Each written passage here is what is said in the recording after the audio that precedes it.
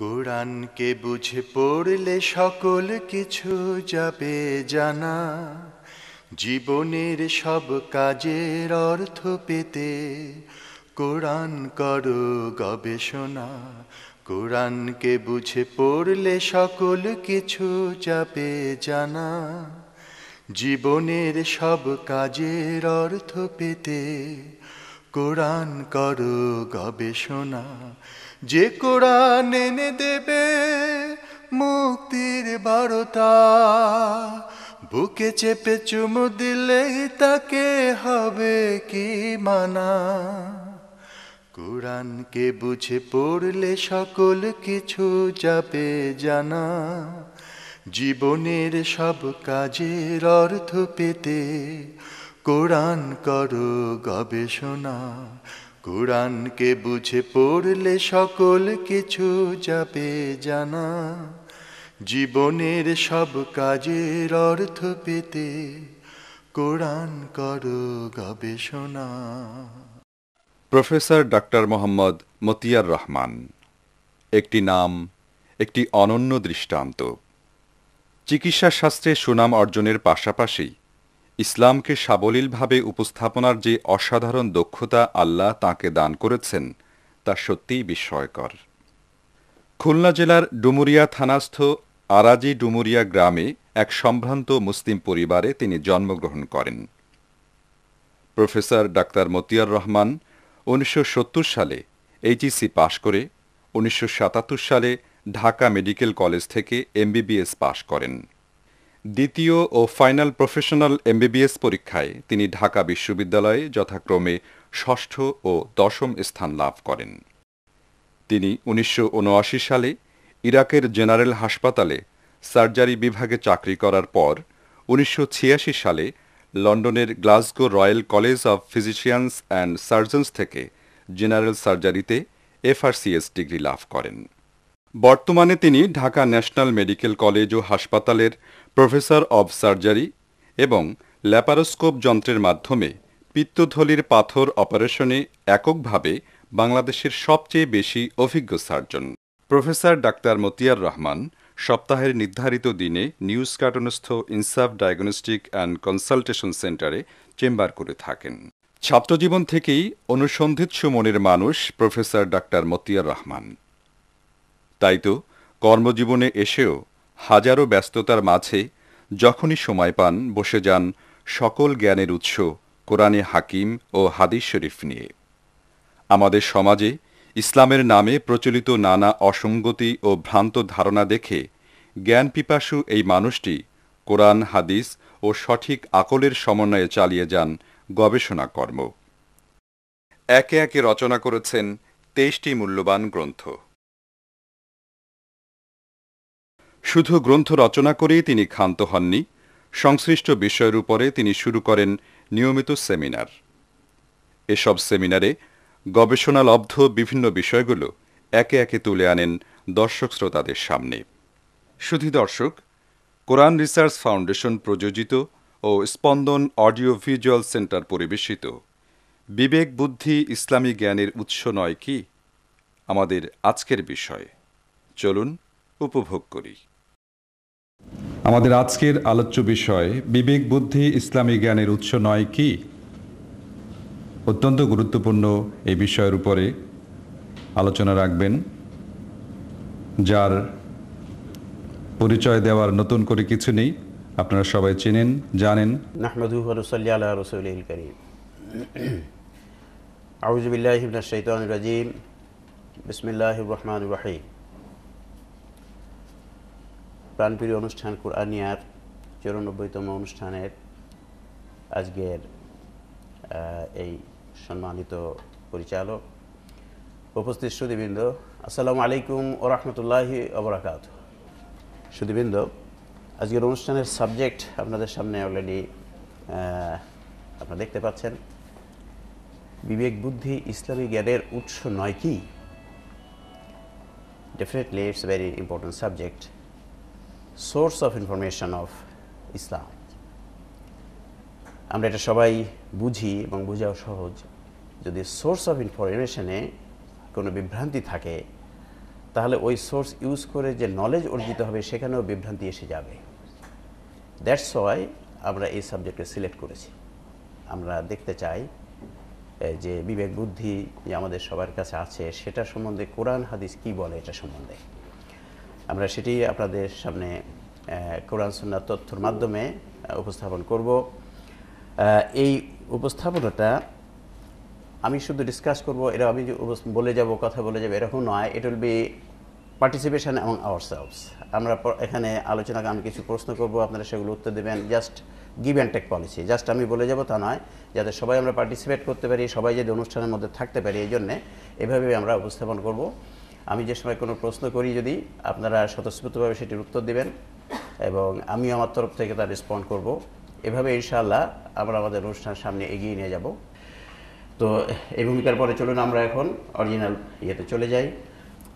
প্রশ্ন, প্রথমে আমি একটা প্রশ্ন আপনাদের সামনে করতে চাই, যেটার উত্তর দিবেন যারা আমাদের এই বিষয়ের একটি বই আছে বিবেক বুদ্ধির গুরুত্ব কতটুকু এবং কেন, এই বইটি যারা পড়েন নাই বা এই বিষয়ে আমাদের আলোচনা আগে যারা শোনেন নাই তারাই উত্তরটি দিবেন। হ্যাঁ, অন্য যারা শুনেছেন বা জানেন তারা উত্তরটি দিবেন না please, so that we can understand. পৃথিবীর কত পার্সেন্ট মানুষ ইসলামের অনেক গুরুত্বপূর্ণ বিষয় জানে? সমস্ত পৃথিবীর, নট মুসলমান, পৃথিবীর কত পার্সেন্ট মানুষ ইসলামের অনেক গুরুত্বপূর্ণ বিষয় জানে? আপনাদের মধ্যে থেকে অ্যান্সার প্লিজ। ইয়েস, যে প্লিজ। হ্যাঁ, পয়েন্ট সামথিং। আর কারো অন্য কোনো বক্তব্য আছে কিনা? কত পার্সেন্ট মানুষ ইসলামের অনেক গুরুত্বপূর্ণ বিষয় জানে? জি প্লিজ। হ্যাঁ, 0.00 সামথিং। অ্যান্ড উনি বলছেন 0.2%-এর বেশি হবে না। Yes, exactly. উত্তর সাধারণ মুসলমানদের মধ্য থেকে বা বিশ্বের মানুষের কাছ থেকে এরকম কথাই আসবে যে পৃথিবীর টোটাল জনসংখ্যার মধ্যে কত পার্সেন্ট মানুষ ইসলামের অনেক গুরুত্বপূর্ণ বিষয় জানে, তার অ্যান্সার এরকমই আসবে যেরকম আপনি বলেছেন। এই প্রশ্নটার অ্যান্সার কী হবে সেটা আমি এখন দেব না। At the end of our discussion the answer will be very much obvious. আপনারা এবার উত্তর দেবেন যে ডিসকাশনের শেষে যে উত্তরটা কী হবে, তখন হয়তো আমি যদি কিছু কারেকশন করার দরকার করব। সো ডিসকাশনটা শেষ করার পরে আপনারা আবার কি উত্তর দেবেন সেটাও আমরা দেখবো ইনশাআল্লাহ। তাহলে আমরা টোটাল এফেক্ট অফ দ্য অনুষ্ঠান বুঝতে পারবো যে কী হলো, এখানে আমরা কি আলোচনা হলো, কী তথ্য আসলো, সেটা কতদূর গ্রহণযোগ্য হলো কি না এটা বোঝা যাবে। জি, প্রথমে চলুন আমরা একটু বিবেকের পরিচয় একটু জেনে নেই। বাস্তবতা, রিয়েলিটি কি অ্যাবাউট বিবেক? মানুষের একটি মন আছে যে অন্যায় কাজ করলে কষ্ট বা দুঃখ পায়, ন্যায় কাজ করলে সুখ ও শান্তি পায়। আসলে কি মানুষের এমন একটি মন আছে? এমন একটি মন আছে যে অন্যায় কাজ করলে দুঃখ বা কষ্ট পায় এবং ভালো কাজ করলে, ন্যায় কাজ করলে সুখ বা শান্তি পায়। আমরা সবাই জানি মানুষের এমন একটা মন আছে। এ ব্যাপারে কোরআন কি বলছে দেখা যাক। কোরআনের ব্যাপারে কি বলছে? কোরআন বলছে, আউযু বিল্লাহি মিনাশ শাইতানির রাজিম, বিসমিল্লাহির রহমানির রহিম, সূরা আশ-শামসের 7 থেকে 10 নম্বর আয়াত। আল্লাহ রাব্বুল আলামিন বলছেন, ওয়া নাফসি ওয়া মা সাওয়াহা ফাআলহামাহা ফুজুরাহা ওয়া তাকওয়াহা ক্বাদ আফলাহা মান যাক্কাহা ওয়া ক্বাদ খাবা মান দাসাহা। ভেরি সিম্পল অ্যারাবিক, অত্যন্ত সহজ ওয়ার্ডিং। আল কোরআনের ইম্পর্টেন্ট যে বিশেষ আয়াতগুলো বা মুকামাত আয়াতগুলো আল্লাহ অত্যন্ত সহজ ল্যাঙ্গুয়েজ ইউজ করেছেন, ভাষাটা খুব সহজ ইউজ করেছেন। অর্থ হচ্ছে কি, এবং শপথ মানুষের মনের এবং সেই সত্তার যিনি তাকে সঠিক গঠনে সৃষ্টি করেছেন, অতঃপর ইলহামের মাধ্যমে তাকে পাপ তথা ভুল ও সৎ তথা সঠিক কাজের জ্ঞান দিয়েছেন। যে তাকে উৎকর্ষিত করলো সে সফল কাম হলো, আর যে তাকে অবদমিত করলো সে ব্যর্থ হলো। আল্লাহ রাব্বুল আলামিন বলছেন, তিনি রব্বুল আলামিন, তিনি সকল মানুষকে একটি মন দিয়েছেন জন্মগতভাবে, সৃষ্টিগতভাবে। অতঃপর ইলহামের মাধ্যমে তাকে ভুল এবং সঠিক কাজের জ্ঞান দিয়েছেন। ইলহামের মাধ্যমে মানুষের মনকে ভুল এবং সঠিক কাজ জানিয়ে দেওয়া হয়। তারপর আল্লাহ রাব্বুল বলছেন, যে তাকে উৎকর্ষিত করলো, অর্থাৎ যে ওই মনটিকে উৎকর্ষিত করলো সে সফল কাম হলো, আর যে ওই মনকে অবদমিত করলো সে ব্যর্থ হলো। ইটস ভেরি ভেরি ইম্পর্টেন্ট ভাব, ভেরি ইম্পর্টেন্ট তথ্য। অর্থাৎ ইলহাম হলো অবচেতনভাবে মানুষের মনে কোনো কিছু জানিয়ে দেয়, এটাকে বলে ইলহাম। অবচেতনভাবে মানুষের মনে কোনো কিছু জানিয়ে দেয়, কোনো বাচ্চার উদ্ভব হয়, এটা সকল মানুষের হয় ইলহাম। তাই মহান আল্লাহ এখানে বলেছেন তিনি অবচেতনভাবে মানুষের মনে কোনটি সঠিক আর কোনটি ভুল তা জানিয়ে দেন। আল্লাহ রাব্বুল আলামিন কোরআনের আয়াতের মাধ্যমে আমাদেরকে জানিয়ে দিলেন এই কথাটি, যে অবচেতনভাবে তিনি মানুষকে জানিয়ে দেন কোনটি সঠিক এবং কোনটি ভুল ইলহামের মাধ্যমে। এবার আমরা যদি চলে যাই হাদিস শরীফে রাসূল সাল্লাল্লাহু আলাইহি ওয়াসাল্লাম কি বলেছেন এই বিষয়ে, কোনো তথ্য আছে কিনা। আমরা আমাদের অনুষ্ঠানের মধ্যে অলরেডি জেনে ফেলেছি এটা, যে কথা কোরআন শরীফে আছে সেটা অবশ্যই হাদিস শরীফে আছে। রসুল অবশ্যই সে ধরনের কথা বলেছেন, কারণ রসুলের কাজই ছিল কোরআনকে কথা কাজ সমর্থনের মাধ্যমে ব্যাখ্যা করা। কাজেই অবশ্যই হাদিস শরীফে খুঁজলে আমরা পাবো এই ধরনের বক্তব্য। কোরআনের এই বক্তব্যের ব্যাখ্যামূলক বক্তব্য আমরা অবশ্যই হাদিস শরীফে পাবো। চলুন হাদিস শরীফে কি দেখা যায়, হাদিসকে নিয়েই আমরা বাংলা তরজমায় চলে যাই সময় করার জন্য। এটা তিরমিজি এবং বাহির শরীফের হাদিস। রাসূল সাল্লাল্লাহু আলাইহি ওয়াসাল্লাম ওয়াবেস রাদিয়াল্লাহু আনহুকে জিজ্ঞেস করলেন, তুমি কি নেকি এবং পাপ সম্বন্ধে জিজ্ঞেস করতে এসেছো? সে বলল হ্যাঁ। অতঃপর তিনি আঙ্গুলগুলো একাত্র করে নিজের হাত বুকে মারলেন এবং বললেন, নিজের নফস এবং অন্তরের নিকট উত্তর জিজ্ঞাসা করো। কথাটি তিনি 3 বার বললেন। অতঃপর বললেন, যে বিষয়ে তোমার নফস ও অন্তর স্বস্তি ও প্রশান্তি লাভ করে তাই নেকি, আর পাপ হলো সেটি যা তোমার মনে সন্দেহ, সংশয়, খুঁতখুঁত, অস্বস্তি সৃষ্টি করে, যদিও মানুষ তোমাকে সে ব্যাপারে ফতোয়া দেয়। কি সুন্দর কথা।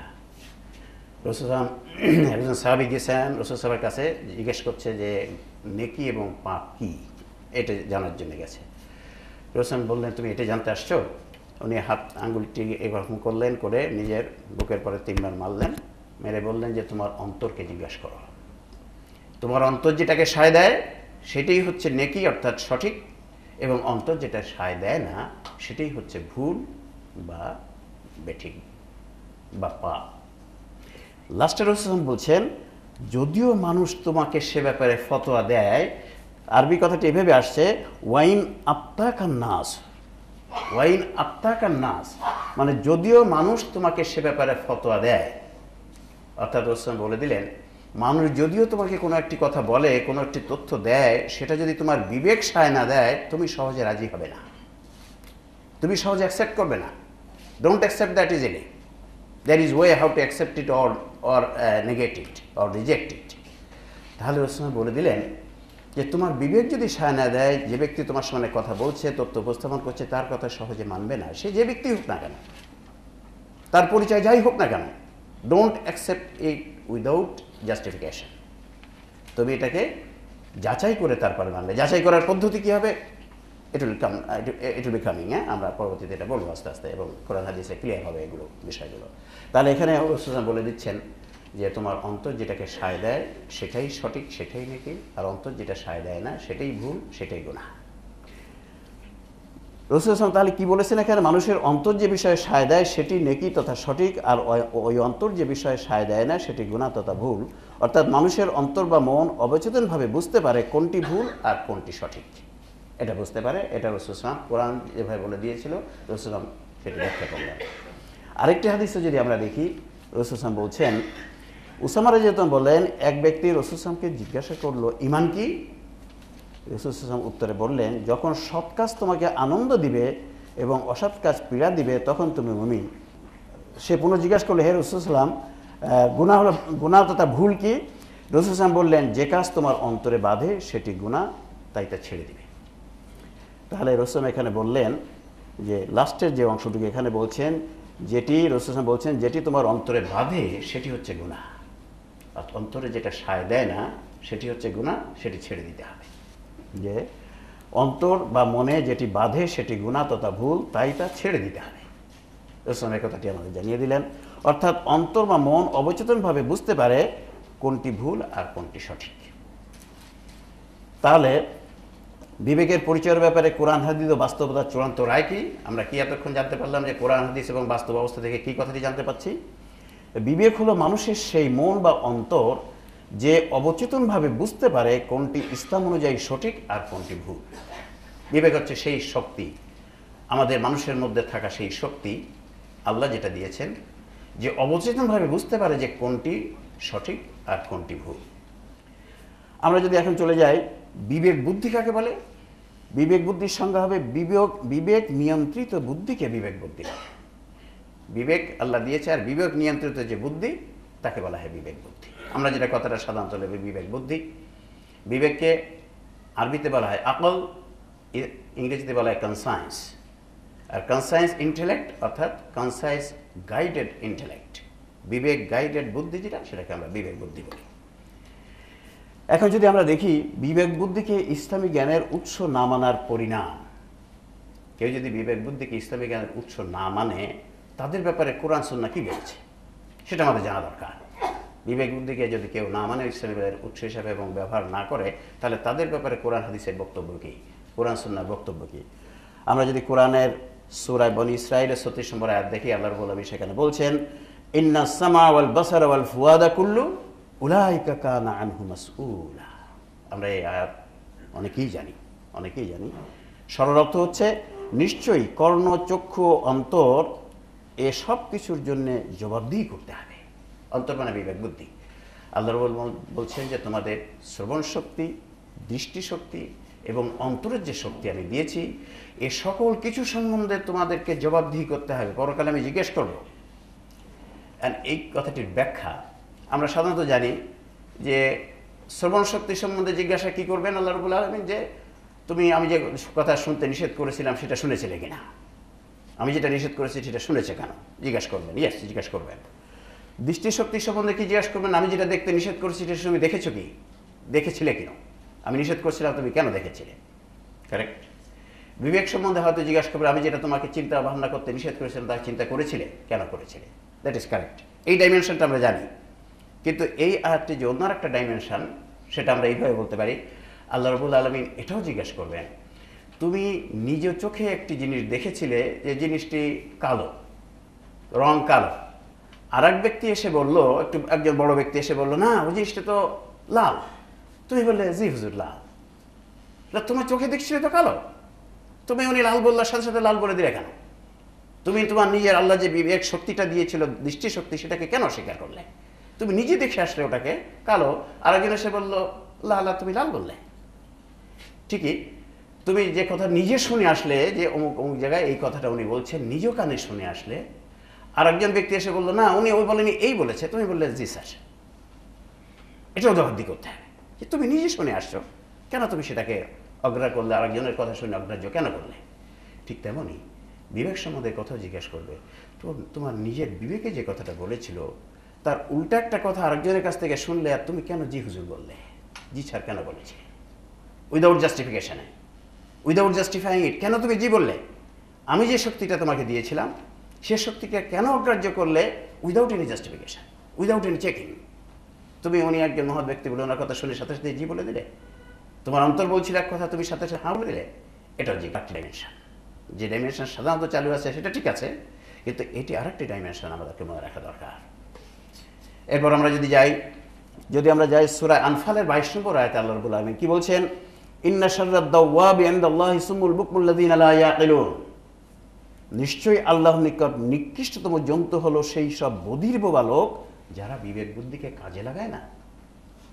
আল্লাহর নিকট নিকৃষ্টতম জন্তু হলো সেই সব বধির বালক যারা বিবেক বুদ্ধিকে কাজে লাগায় না। কি বলছেন আল্লাহ এখানে? যে কোরআন হাদিসের সাথে বিবেক বুদ্ধিকে ইসলামী জ্ঞানের উৎস হিসেবে যথাযথভাবে ব্যবহার করবে না, আল্লাহর নিকট সে নিকৃষ্টত জন্তু হিসাবে গণ্য হবে। অর্থাৎ ইসলামকে জানার উৎস হিসাবে কোরআন হাদিসের সাথে যে বিবেক বুদ্ধিকেও যারা কাজে লাগাবে না, তাদেরকে আল্লাহ নিকৃষ্ট জন্তু হিসাবে ঘোষণা করছেন। অর্থাৎ তার জীবন সম্পূর্ণ ব্যর্থ বলে গণ্য হবে। একজন মানুষকে যদি নিকৃষ্টতম জন্তু হিসেবে ঘোষণা করা হয়, তার জীবন কি সম্পূর্ণ ব্যর্থ না 50% ব্যর্থ? আপনারাই বলুন। একজন মানুষকে যদি বলা হয় নিকৃষ্টতম পশু, তার জীবন 100% ব্যর্থ। এটা বোঝা মোটেই কঠিন নয়। আল্লাহ যেখানে বলছেন যে কোরআন হাদিসের সঙ্গে বিবেক বুদ্ধিকেও ইসলামিক জ্ঞান অর্জনের জন্য কাজে লাগাবে না, সে নিকৃষ্টতম পশু, নিকৃষ্টতম পশু, তার মানে তার জীবন 100% ব্যর্থ।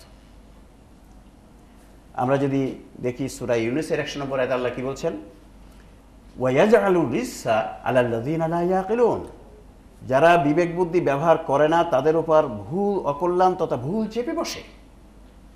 যারা বিবেক বুদ্ধি ব্যবহার করে না কোরআন হাদিসের সঙ্গে ইসলাম জানার জন্য, তাদের উপর ভুল চেপে বসে, তাদের ভুল জ্ঞান অর্জিত হয়। ব্যাখ্যায় কি আসা যায়?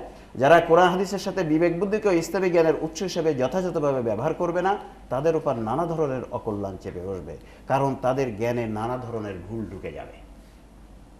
যদি কোরআন হাদিসের সঙ্গে বিবেককেও যথাযথভাবে ব্যবহার না করে, ব্যবহার করার একটা নিয়ম পদ্ধতি আছে, সেটা কোরআন সুন্নাহ বলে দিয়েছে, সে অনুযায়ী ব্যবহার না করে, তাহলে there will be lot of mistakes in their knowledge, অনেক ভুল জ্ঞান অর্জিত হয়ে যাবে। আল্লাহ রাব্বুল আলামিন সূরা মুলকের 10 নম্বর আয়াতে বলছেন, কুল্লামা উলকিয়া ফিহা ফাউজুন সাআলাহুম খাজানাতুহা আলাম ইয়াতিকুম নাযীর ক্বালু বালা ক্বাদ জাআনা নাযীর ফাকাযাবনা ওয়া কুলনা মা নাযালাল্লাহু মিন শাইইন ইন আনতুম ইল্লা ফি যালালিন কাবীর ওয়া ক্বালু লাউ কুন্না নাসমাউ আও নাকিলু মা কুন্না ফি আসহাবিস সাঈর। কি বলছেন আল্লাহ রাব্বুল আলামিন? আল্লাহ রাব্বুল আলামিন বলছেন, যখনই জাহান্নামে কোনো কাফির দল উপস্থিত হবে, রক্ষীগণ জিজ্ঞাসা করবে, কোনো সতর্ককারী কি তোমাদের নিকট পৌঁছায়নি? উত্তরে তারা বলবে, সতর্ককারী আমাদের নিকট পৌঁছেছিল, কিন্তু আমরা তাদের অস্বীকার করেছিলাম এবং বলেছিলাম আল্লাহ কিছুই নাজিল করেননি। আসলে তোমরা বিরাট ভুলের মধ্যে আছো। অতঃপর তারা বলবে, হায়, আমরা যদি কোরআন হাদিসের বক্তব্য শুনতাম এবং বিবেক বুদ্ধি খাটিয়ে তা থেকে শিক্ষা নেওয়ার চেষ্টা করতাম, তবে আজ আমাদের দোজখে আসতে হতো না। অত্যন্ত গুরুত্বপূর্ণ ইনফরমেশন আল্লাহ দোজখীদের মুখ দিয়ে বলার মাধ্যমে আমাদের শিখাচ্ছেন। কি বলছে দোজখীরা? যে আমরা যদি কোরআন হাদিসের বক্তব্য সাথে বিবেক বুদ্ধি খাটিয়ে, বিবেক বুদ্ধি মিলিয়ে সিদ্ধান্তের শিক্ষাটা গ্রহণ করতাম, তাহলে আজ আমাদের দোজখে আসতে হতো না। কারণ তাহলে আমরা সঠিক তথ্যটা পেয়ে যেতাম, সঠিক শিক্ষাটা গ্রহণ করতে পারতাম, তাহলে আজ আমাদের দোজখে আসতে হতো না। অর্থাৎ কোরআন হাদিসের সঙ্গে বিবেক বুদ্ধিকেও যথাযথভাবে ব্যবহার না করা পরকালে জাহান্নামে যাওয়ার একটি কারণ হবে।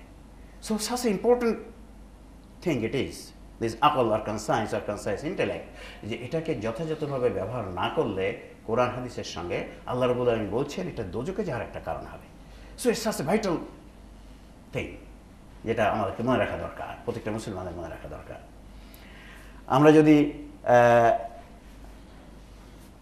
চলে যাই, যদি যে হাদিস শরীফে কি আছে এ বিষয়ে বক্তব্য, আমরা এই হাদিসকে আগেও মেনশন করেছি, তবে ওই পোর্শনটুকু আমরা গুরুত্ব দেইনি। এবার এই পোর্শনটুকু দেখা যাক। কি বলছেন? উসমান রাদিয়াল্লাহু বলেন, এক ব্যক্তি রাসূল সাল্লাল্লাহু আলাইহি ওয়াসাল্লামকে জিজ্ঞাসা করলো, ঈমান কি? রাসূল সাল্লাল্লাহু আলাইহি ওয়াসাল্লাম উত্তর বললেন, যখন সৎ কাজ তোমাকে আনন্দ দিবে এবং অসৎ কাজ পীড়া দিবে, তখন তুমি মুমিন। অর্থাৎ রাসূল সাল্লাল্লাহু আলাইহি ওয়াসাল্লাম বললেন, মুমিন হচ্ছে ওই ব্যক্তি যার সৎ কাজ করলে যে অন্তরে শান্তি পায় আর অসৎ কাজ করলে যে অন্তরে কষ্ট পায়, সে হচ্ছে মুমিন।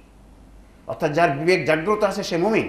জাগ্রত আছে বলে সে সৎ কাজ করলে আনন্দ পায়, ভালো কাজ করলে আনন্দ পায়, ন্যায় কাজ করলে আনন্দ পায়, আর গুনাহের কাজ করলে কষ্ট পায়, অসৎ কাজ করলে কষ্ট পায়, ভুল কাজ করলে কষ্ট পায়। যার বিবেক জাগ্রত আছে সে এটি হয়। যার রাসূল এখানে বলে দিলেন, যার বিবেক জাগ্রত আছে সে মুমিন, আর যার বিবেক জাগ্রত নাই সে মুমিন নয়। যার বিবেক জাগ্রত নাই সে মুমিন নয়। So important information about aql, about conscience, about বিবেক। যে যার বিবেক জাগ্রত নাই সে মুমিন নয়।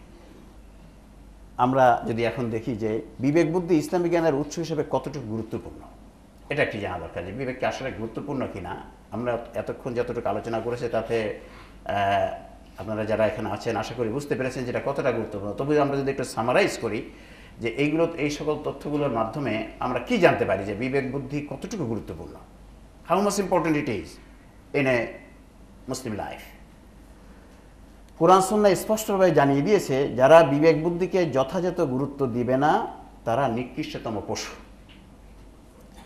ইচ্ছাকৃতভাবে বিবেক বুদ্ধিকে গুরুত্ব না দেয়া কুফরি কর্ম পদ্ধতি। বিবেক বুদ্ধিকে যথাযথভাবে গুরুত্ব না দেওয়া দোজখে যাওয়ার কারণ হবে। এতে একটি কথা আমরা কোরআন থেকে এবং হাদিস থেকে এতক্ষণ ধরে জানতে পেরেছি। অর্থাৎ যারা বিবেক বুদ্ধিকে ইসলামী জ্ঞানের উৎস হিসেবে যথাযথ গুরুত্ব দিবে না তাদের জীবন সম্পূর্ণ ব্যর্থ হবে, 100% ব্যর্থ হবে। সুতরাং কোরআন হাদিসের ন্যায় বিবেক বুদ্ধি ও ইসলামী জ্ঞানের আল্লাহর একটা মৌলিক উৎস। কোনো বিষয়ের মৌলিক জিনিস হচ্ছে কি, যে জিনিসটা বাদ গেলে রিলেটেড বিষয়টি সম্পূর্ণ ব্যর্থ হয়, তাকে বলা হয় মৌলিক জিনিস যে কোনো কাজে। আমরা যে চিকিৎসা করি, ধরেন যে অপারেশন করি, ওখানে যদি মৌলিক বিষয়ের মধ্যে একটি ভুল করি, সব ঠিক করেছি, একটি মৌলিক বিষয় ভুল করেছি, তাহলে ন্যাচারাল ল হচ্ছে অপারেশনটা 100% ব্যর্থ হবে। অপারেশনটা 100% ব্যর্থ হবে, এরকম না যে 90% সাকসেসফুল হবে। দ্য ন্যাচারাল ল, আল্লাহ যে ল অনুযায়ী এই মহাবিশ্ব চালাচ্ছেন, যেটাকে আমরা ন্যাচারাল ল বলি অথবা আল্লাহ তৈরি প্রাকৃতিক আইন বলি, এটা নিয়ম হচ্ছে যে কোনো বিষয়ে মৌলিক একটি ভুল থাকলে সেই বিষয়টি 100% ব্যর্থ হয়। তো এখানে দেখা যাচ্ছে কোরআন এবং সুন্নাহ বলছে যে বিবেক বুদ্ধিকে যথাযথভাবে ব্যবহার না করলে তাদের জীবন 100% ব্যর্থ হবে। দ্যাট মিনস যে বিবেক বুদ্ধি হচ্ছে ইসলামী জীবন বিধানের একটি মৌলিক বিষয়, একটা মৌলিক উৎস। কোরআন সুন্নাহ যেমন একটা মৌলিক উৎস, বিবেক বুদ্ধিও ঠিকই একটি মৌলিক বিষয় বা মৌলিক উৎস। আমরা যদি এখন একটু দেখি যে ইসলামে বিবেক বুদ্ধিকে অপরিসীম গুরুত্ব দেওয়ার কারণসমূহ।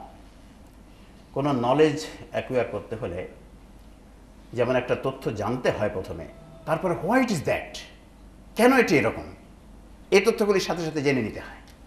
এভাবে যদি তথ্য জেনে নেওয়া হয়, এভাবে যদি নলেজ অর্জিত হয়, নলেজ অর্জন করা হয়, তাহলে সেই নলেজ পারফেক্ট হয় এবং সেই নলেজের পথে দাঁড়িয়ে থাকা যায়। যে আমরা এখন জানলাম যে বিবেক বুদ্ধি ইসলামী জ্ঞানের একটি মৌলিক উৎস, ইটস ভেরি মাচ ইম্পর্টেন্ট, অত্যন্ত গুরুত্বপূর্ণ একটা মৌলিক বিষয়। এখন প্রশ্ন নেক্সট, কেন আল্লাহ রাব্বুল আলামিন বিবেক বুদ্ধিকে, আকলকে, কনসায়েন্সকে এতটি গুরুত্ব কেন দিয়েছেন? Why it is? এই প্রশ্নটির উত্তর আমাদের জেনে নেওয়া দরকার।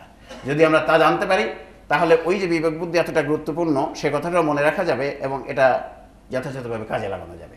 আর এইটা না জানা থাকলে অবিশ্বাসটা একটু দুর্বল থাকবে। তাই চলুন আমরা দেখি একটু যে কেন, হোয়াই ইট ইজ। ইসলামী জ্ঞানে ভুল হতে না দেয়া, one of the main cause of it, যে বিবেক বুদ্ধি যদি জাগ্রত থাকে তাহলে ইসলামী জ্ঞানের সহজে ভুল হতে পারে না। কিভাবে? মুসলমানদের বিবেক জাগ্রত থাকলে পৃথিবীতে সকল সময় কোটি কোটি ইসলামের প্রহরী জাগ্রত থাকবে। কোটি কোটি ইসলামের, যতটা বিবেক আর যতটা মুসলমান আছে ততটা ইসলামিক বিবেক, ইসলামের ততজন guard. Bibek is a guard, প্রহরী ইসলামের, সে জাগ্রত থাকবে। যদি বিবেক জাগ্রত থাকে, যারা বাধা দিবে ভুল তথ্য ইসলামে ঢুকতে এবং সঠিক তথ্য ইসলাম হতে বের হয়ে যেতে। That is the most important use of aql or conscience or বিবেক।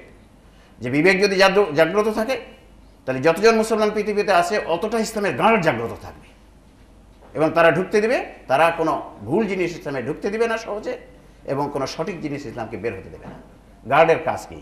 গার্ডের কাজ হচ্ছে কোনো চোর ভিতরে না ঢুকতে পারে বা চুরি করে বেরিয়ে না নিয়ে যেতে পারে, এই দুটোই গার্ডে বাধা দেয়।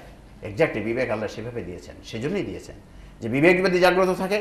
এখন ধরেন 120-130 কোটি যদি মুসলমান হয় পৃথিবীতে, 120 বা 130 কোটি ইসলামের গার্ড জাগ্রত আছে, থাকবে। এত 120 বা 130 কোটি গার্ডকে ধোঁকা দিয়ে কোনো জিনিস সহজে ঢুকিয়ে দেওয়া যাবে না, কোনো জিনিস সহজে বের করে নেওয়া যাবে না। That's why number 1 cause why Allah has given so much importance to aql or conscience. এরপর যদি আমরা দেখি ইসলামের তথ্য মানা ও অনুসরণ করা সহজ হওয়া। কিভাবে? কোনো তথ্য বিবেকসিদ্ধ হলে সহজে তা মেনে নেওয়া যায়, মনের প্রশান্তি নিয়ে সেটা আমল করা যায়, তার উপর দৃঢ়পদে দাঁড়িয়ে থাকা যায়। This very easy information. কোনো একটা তথ্য যদি বিবেকসিদ্ধ হয় তাহলে সহজে তা মেনে নেওয়া যায়, মনের প্রশান্তি নিয়ে সেটি আমল করা যায় এবং তার উপর দৃঢ়পদে দাঁড়িয়ে থাকা যায়। এটা সহজে বোঝা যায়। আর যদি বিবেকসিদ্ধ না হয় তাহলে হ্যাঁ ঠিক আছে, আমার বিবেক মানে না, বলছে উনি ঠিক আছে, উনি বলছে, যখন মনের প্রশান্তি হয় না এবং সেটা আমল করার সময় মনের অত প্রশান্তি পাওয়া যায় না, তারপরে দৃঢ়পদে দাঁড়িয়েও থাকা যায় না। আরেকজন এসে যদি একটু ঘুরিয়ে অন্যভাবে বলে হ্যাঁ তোরটা ঠিক। এই জন্যেই আজ দেখা যায় মুসলমানের সন্তান, আলেমের সন্তান দেখা যায় তারা কমিউনিস্ট হয়েছে, তারা অবিশ্বাসী হয়েছে। তারা দেখছে যখন কথাটা আমার তো বিবেক মানে না, কি কথা, তখন তারা অন্য আরেকজন এসে যখন আরেক রকম কথা বলছে, আরেকটু যৌক্তিক মনে হয়েছে তার কাছে, বলছে ঠিক আছে এটাই ভালো, দিস ইজ গুড। কথাগুলো তাদের কাছে আমরা বিবেক সিদ্ধ করে যৌক্তিকভাবে প্রেজেন্ট করতে পারি না। ঠিক আছে, বাহ ঠিক আছে, এইটাই মানতে হবে। So that is one of the cause. যে যদি কোনো জিনিস বিবেক সিদ্ধ হয় তাহলে সহজে তা মেনে নেওয়া যায়, মনের প্রশান্তি নিয়ে সেটাকে আমল করা যায় এবং তারপরে দৃঢ়পদে দাঁড়িয়ে থাকা যায়। That is another usefulness of aql or conscience or বিবেক। আমরা যদি আরেকটি দেখি, গবেষণার বিষয়ে খুঁজে পাওয়া। কিভাবে সেটি? কোরআন অনুযায়ী ইন্দ্রগ্রাহ্য বিষয়ে চিরন্তনভাবে বিবেক বুদ্ধির বাইরের কোনো কথা কোরআন তথা ইসলামে নাই। আমরা সেটা পরে আসবো, দেখবো এই তথ্যটি। কোরআন বলে দিয়েছে যে ইসলামে ইন্দ্রগ্রাহ্য বিষয়ে মানুষের বিবেকের বাইরের কোনো কথা নাই, চিরন্তনভাবে মানুষের বিবেকের বাইরের কোনো কথা নাই। তাই কোরআন উল্লিখিত বিবেক বুদ্ধির বাইরের ইন্দ্রগ্রাহ্য বিষয় নিয়ে চিন্তা গবেষণা করলে নতুন নতুন বিষয় আবিষ্কৃত হবে এবং সঠিকভাবে ব্যবহার করলে তাতে মানুষের কল্যাণ হবে। যে ইন্দ্রগ্রাহ্য যেসব বিষয় কোরআন শরীফে আছে, মুখামাত বিষয়, আমরা দেখছি এটা বোঝা যাচ্ছে না কি কথা, এটা নিয়ে চিন্তা গবেষণা করতে হবে। That will B A subject of research. আমরা কোন সাবজেক্ট নিয়ে রিসার্চ করবো, চুজ করবো ফ্রম কোরআন। যেমন যদি আমরা সায়েন্টিফিক বিষয় ধরি, আল্লাহ রাব্বুল আলামিন বলছেন যে মদ সম্বন্ধে বলছে, ইয়াসআলুনাকা আনিল খামরি কুল ফীহিমা ইসমুন কাবীরুন ওয়া মানাফিউ লিন-নাস।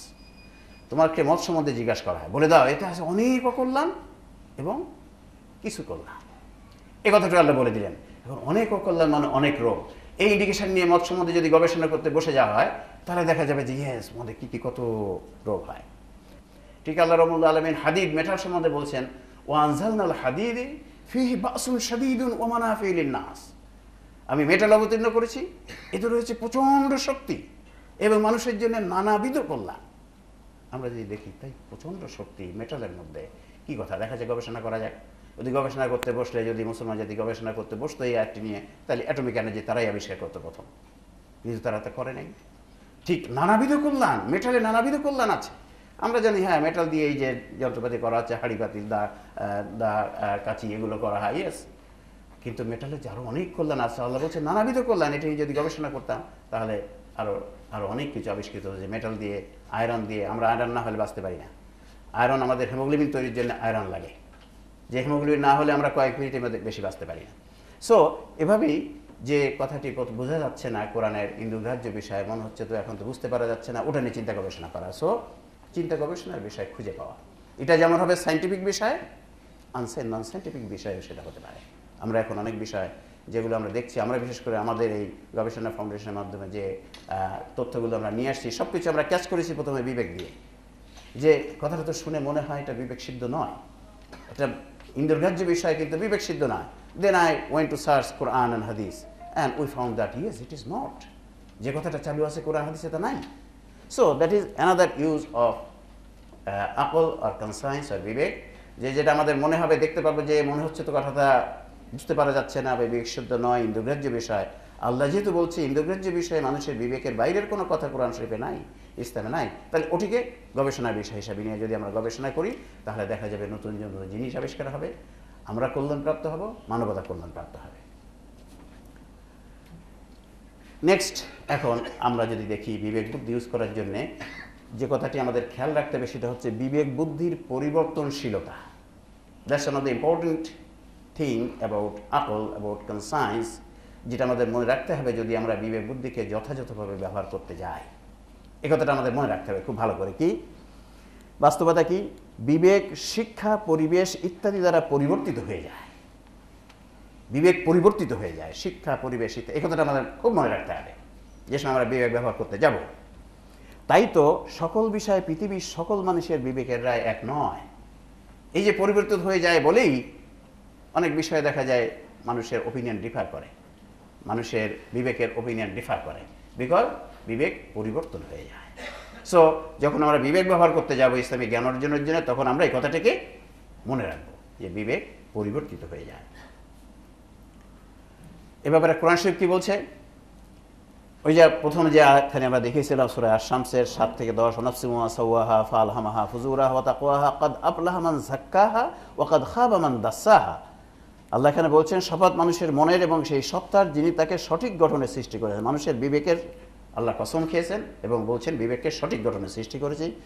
তারপর বলছেন কি, অতঃপর ইলহামের মাধ্যমে তাকে ভুল এবং সঠিক জ্ঞান দেওয়া হয়। আমরা আগেই বলেছি এই বিবেকের মাধ্যমে ইলহাম করা হয়, কোনটা সঠিক এবং কোনটা ভুল এটা জানিয়ে দেওয়া হয়। তারপর আল্লাহ বলছেন কি, যে তাকে উৎকর্ষিত করলো সে সফলকাম হলো।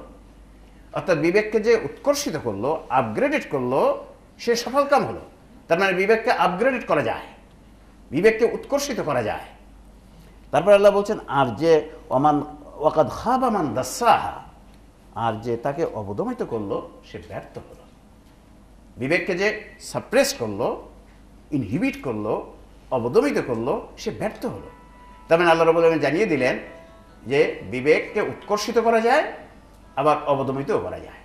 অর্থাৎ বিবেক উৎকর্ষিত হয়, অবদমিত হয়, তার মানে বিবেক পরিবর্তিত হয়। তাহলে আমরা যেটা বিবেক যা দেখছিলাম বাস্তবতা, কোরআনও তাই বলছে যে বিবেক উৎকর্ষিত হতে পারে, অবদমিত হতে পারে। রাসূল সাল্লাল্লাহু কি বলছেন? রাসূল সাল্লাল্লাহু আলাইহি ওয়াসাল্লাম বলেছেন, যে শিশুই মায়ের গর্ভ হতে পয়দা হয় সে প্রকৃত মানব প্রকৃতির ভিত্তিতে পয়দা হয়, অর্থাৎ ইসলামী বিবেকের ভিত্তিতে পয়দা হয়। অতঃপর তার মা বাবাই তাকে ইহুদি, নাসাই বা মজুসি বানিয়ে দেয়। তাহলে রাসূল সাল্লাল্লাহু আলাইহি ওয়াসাল্লাম বললেন, প্রত্যেক মানুষই, প্রত্যেক মানব সন্তানই ইসলামী বিবেকে করে জন্মগ্রহণ করে, ইসলামী বিবেক নিয়ে জন্মগ্রহণ করে, যে তাকে ইসলামের দিকে নিয়ে যেতে পারত। কিন্তু তার মা বাবা, অর্থাৎ তার পরিবেশ, তার বাড়ির পরিবেশ, তার বাসার পরিবেশ, তার পারিপার্শ্বিক পরিবেশ, তার শিক্ষা তাকে ইহুদি, নাসাই বা মাজুসি বানিয়ে দেয়। মানে তার বিবেক ওইভাবে পরিবর্তিত হয়ে যায়, পরিবর্তিত হয়ে যায় পারিপার্শ্বিক অবস্থা, শিক্ষার ভিত্তিতে, শিক্ষার কারণে। তাহলে বিবেক পরিবর্তিত হয়ে যায়, আমরা দেখছি। এটা আপগ্রেডের হতে পারে, ডাউনগ্রেডের হতে পারে। কোরআন সুন্নাহ বাস্তবতা তাই বলছে। এখন যে বিষয়টি আমাদের জানা দরকার, যে তাহলে বিবেক বুদ্ধি পরিবর্তনশীলতার ব্যাপারে ইসলামের চূড়ান্ত রায় কি? বিপরীত শিক্ষা পরিবেশে বিবেক বুদ্ধি পরিবর্তিত তথা অবদমিত হয়, এবং সঠিক শিক্ষা পরিবেশে বিবেক বুদ্ধি উৎকর্ষিত হয়। এতক্ষণ আমরা তাই জানলাম যে বিবেক বুদ্ধি উৎকর্ষিত হয়, অবদমিত হতে পারে। এখন যেটা জানা দরকার সেটা হচ্ছে বিপরীত পরিবেশে বিবেক বুদ্ধির পরিবর্তনের মাত্রা, যে পরিবর্তন যে হয় বিবেক বুদ্ধি, এটা বাস্তবতা, এটা কোরআনও বলছে, হাদিসও বলছে, এটা কতটুকু পরিবর্তিত হয়। আপগ্রেডেড হলে কোথায় যেতে পারে, আর ডাউনগ্রেডেড হলে কোথায় যেতে পারে, কোন পর্যন্ত যেতে পারে, কখন কোথায় যেয়ে থামবে। আমরা যদি বাস্তবতা দেখি, কি বিপরীত শিক্ষা ও পরিবেশে বিবেক পরিবর্তিত হয়, কিন্তু একেবারে নিঃশেষ হয় না। তাই তো সাধারণ নৈতিকতার বিষয়ে সকল ধর্মের মানুষেরাই একমত। যারা অন্য ধর্মের মানুষ, অন্য ধর্ম, ধরেন ইহুদি বা খ্রিস্টান যারা, বা আমাদের নন মুসলিম হিন্দু যারা আছে, তারা তো অন্য ধর্মের, তাদের বিবেক তো পরিবর্তিত হয়েছে। কিন্তু দেখা যায় সাধারণ নৈতিকতার যে বিষয়গুলো, তাদের কিন্তু সবাই একমত। যেমন সত্য কথা বলা খারাপ, কোনো ধর্মের লোক বলে না। সবাই বলে যে সত্য কথা বলা দরকার, ঠিক। চুরি করা ভালো, কেউ বলে না। একজন মুসলমানও বলে না, একজন হিন্দুও বলে না, একজন খ্রিস্টানও বলে না, একজন ইহুদিও বলে না। তাহলে দেখা যায় এই যে বিষয়গুলোতে সবাইয়ের মত এক। অর্থাৎ এগুলো যে আল্লাহ যে প্রদত্ত যে বিবেক ছিল, সে বিবেক এখানে এসে এই পর্যন্ত এসে আর যায়নি। অর্থাৎ বিবেক অবদমিত হয়, কিন্তু একেবারে শেষ হয়ে যায় না, একেবারে নিঃশেষ হয়ে যায় না, টোটালি চেঞ্জ হয়ে যায় না, কিছু একটা বেজলাইনে এসে থেকে যায়। সাধারণ নৈতিকতার যে বিষয়গুলো, এগুলো সব জায়গায় একই। তাহলে বোঝা গেল যে সাধারণ জ্ঞানে কি বলছে, যে বিবেক অবদমিত হয়, কিন্তু একেবারে নিঃশেষ হয়ে যায় না। কোরআন কি বলছে? ওই যে সূরা মুলকের 10 নম্বর আয়াতে আমরা বললাম যে যখনই তাতে কুল্লামা উলকিয়া ফিহা ফাউজুন সালাম খাজানাতে হয় ইলা আখিরিল আয়াত। এখানে জাহান্নামীরা কি বলবে? জাহান্নামীরা বলবে, তারা বলবে, আমরা যদি কোরআন হাদিসের বক্তব্য শুনতাম এবং বিবেক বুদ্ধি খাটিয়ে তা হতে শিক্ষা নেওয়ার চেষ্টা করতাম, তবে আজ আমাদের দোজখে আসতে হতো না। বলছে কারা? কাফেররা, জাহান্নামীরা। জাহান্নামীরা বলছে, যদি আমাদের বিবেককে, আমাদের যে বিবেকটুক ছিল, পরিবর্তিত হয়ে যতটুক ছিল, এইটুকু যদি আমরা ইউজ করতাম কোরআন হাদিসের সাথে, তাহলে আমাদের দোজখে আসতে হতো না। কারণ ওই জাহান্নামীদের বিবেক তো অল্টার বিবেক, পরিবর্তিত হয়ে যাওয়া বিবেক। তারাও বলছে যে আমরা যদি পরিবর্তিত হয়ে যতটুকুই আমাদের ছিল, এইটুকু যদি ইউজ করতাম, তাহলে আমাদের দোজখে আসতে হতো না। দ্যাট মিনস বিবেক পরিবর্তিত একেবারে শেষ হয়ে যায় না, থাকে। আল্লাহ প্রদত্ত যে বিবেক, ইসলামী যে বিবেক, সেটা একেবারে নিঃশেষ হয়ে যায় না। ধর্ম পরিবর্তনের ধরন আমরা যদি দেখি, যে কনভার্সন যে হয়, নন মুসলিম থেকে মুসলমান হয়, মুসলমান থেকেও কিছু কিছু আমরা দেখছি, এর যদি ধরনটা দেখি, তাহলে কি দেখা যায়? সেখানে ডাটাটা কি পাওয়া যায়? অমুসলিম থেকে মুসলিম হওয়ার সংখ্যা অনেক, কিন্তু বিপরীতটি অর্থনৈতিক সুবিধা পাওয়া ব্যতীত নাই বললেই চলে। অমুসলিম থেকে মুসলিম হচ্ছে কনভার্সন অনেক অনেক, পৃথিবীতে বহু হচ্ছে, কিন্তু মুসলমান থেকে অমুসলিম হওয়া, এইটা very very few, very very rare. এবং যারা হচ্ছে, তারাও ওই অর্থনৈতিক কিছু সুবিধা পাওয়া বা কিছু দুনিয়াবী কিছু সুবিধা পাওয়ার জন্যই হচ্ছে, অথবা কিছু রং ইনফরমেশন দিয়ে হচ্ছে। কিন্তু অমুসলমান থেকে মুসলমান হওয়ার সংখ্যা প্রচুর প্রচুর প্রচুর। তাহলে এখান থেকে কারণ বিরুদ্ধ পরিবেশে বিবেক পরিবর্তিত হলেও একেবারে নিঃশেষ হয় না। সঠিক পরিবেশ পেলে ওই বিবেক আবার জেগে ওঠে, তাই অমুসলিমরা মুসলিম হয়ে যায়। অমুসলিমের বিবেক অবদমিত হয়েছে কিন্তু একেবারে নিঃশেষ হয়নি, একটা স্টেজে আছে। যখন তারা সঠিক পরিবেশ পেয়ে যায় আবার ওই বিবেক আবার জেগে ওঠে, ফলে আবার তারা মুসলমান হয়। এটা আমরা যে সায়েন্টিফিক নলেজ, বিশেষ করে মেডিকেল সায়েন্সের নলেজের সাথে এটা খুব ভালোভাবে আমরা এগুলো বোঝা যায় সহজে। আমার বিভিন্ন ডিজিজের কিছু কিছু ডিজিমের জার্ম আছে, তারা যখন বিপরীত পরিবেশ পায়, তাদের যে সম্পূরক পরিবেশ না হলে ওরা ডরম্যান্ট অবস্থায় চলে যায়। ডরম্যান্ট অবস্থায় যায় কিন্তু একবারে মরে যায় না, তারপরে সিস্ট আকারে চলে যায় অথবা ডরম্যান্ট স্টেজে চলে যায়। তারপরে যখন আবার সঠিক পরিবেশ পায় তখন আবার ওখান থেকে জেগে ওঠে। সো দ্যাটস ভেরি সায়েন্টিফিক যে আমাদের যে বিবেক, ইসলামের যে বিবেক, আল্লাহ প্রদত্ত যে বিবেক, জন্মগতভাবে যে বিবেক নিয়ে আমরা জন্মগ্রহণ করেছি, ইসলামের বিবেক বিপরীত পরিবেশ পেলে এটা অবদমিত হয় কিন্তু একেবারে নিঃশেষ হয়ে যায় না। যখন আবার সঠিক পরিবেশ পায়, সঠিক তথ্য পায়, সঠিক শিক্ষা পায়, ওই বিবেক আবার জেগে ওঠে। তখন তারা ইসলাম গ্রহণ করে, তখন তারা আবার মুসলিম হয়ে যায়। সুতরাং দেখা যাচ্ছে বিপরীত পরিবেশে মাত্রা হচ্ছে এটা একবারে নিঃশেষ হয় না। সম্পূরক পরিবেশে বিবেক বুদ্ধির উৎকর্ষিত হওয়ার মাত্রা, আমরা দেখলাম যে বিপরীত পরিবেশে বিবেক বুদ্ধি অবদমিত হয় কিন্তু একবারে নিঃশেষ হয় না। এবং সম্পূরক পরিবেশে তাহলে কি হয়? বিপরীত পরিবেশে অবদমিত হচ্ছে, নিঃশেষ হচ্ছে না, তাহলে সম্পূরক পরিবেশে উৎকর্ষিত হয়ে যাবে কোন পর্যন্ত, সেটা বুঝে নেওয়ার বিষয়। সম্পূরক শিক্ষা ও পরিবেশ পেলে বিবেক উৎকর্ষিত হয়ে কোরআন সুন্নাহর কাছাকাছি পৌঁছে যায় কিন্তু একেবারে সমান হয় না। Very important. সম্পূরক পরিবেশ অর্থাৎ একজন মানুষ যদি ইসলামী পরিবেশে বেড়ে ওঠে, ইসলামিক জ্ঞান পাচ্ছে, ইসলামিক পরিবেশ পাচ্ছে, সোসাইটি পাচ্ছে, সে যদি বেড়ে ওঠে, তার বিবেক উঠতে উৎকর্ষিত হতে কোরআন হাদিসের কাছাকাছি পৌঁছে যায় কিন্তু একেবারে সমান হয় না।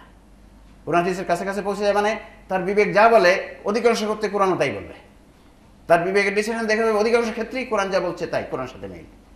সো এই দুটোই হচ্ছে পরিবর্তনের মাত্রা, যে বিবেক অবদমিত হলে পরিবর্তিত হয়ে কোথায় যাবে আর উৎকর্ষিত হলে আপগ্রেডেড হয়ে কোথায় যাবে।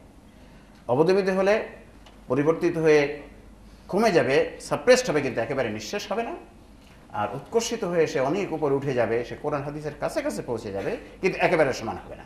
তার অধিকাংশ বিবেকের রায় দেখা যাবে কোরআন হাদিসের সাথে সম্পূরক হয়ে যাচ্ছে।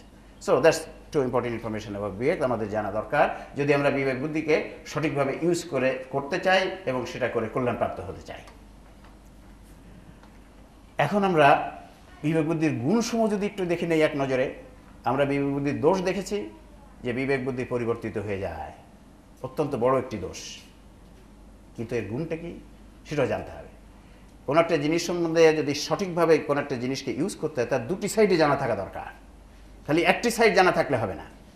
তার যেমন দোষটা জানতে হবে, তার গুণটা জানতে হবে, এই দুটি সাইড মনে রেখেই তাকে ইউজ করতে হবে। গুণ কি গুণ বিবেক বুদ্ধির? সকলের নিকট সকল সময় উপস্থিত থাকে।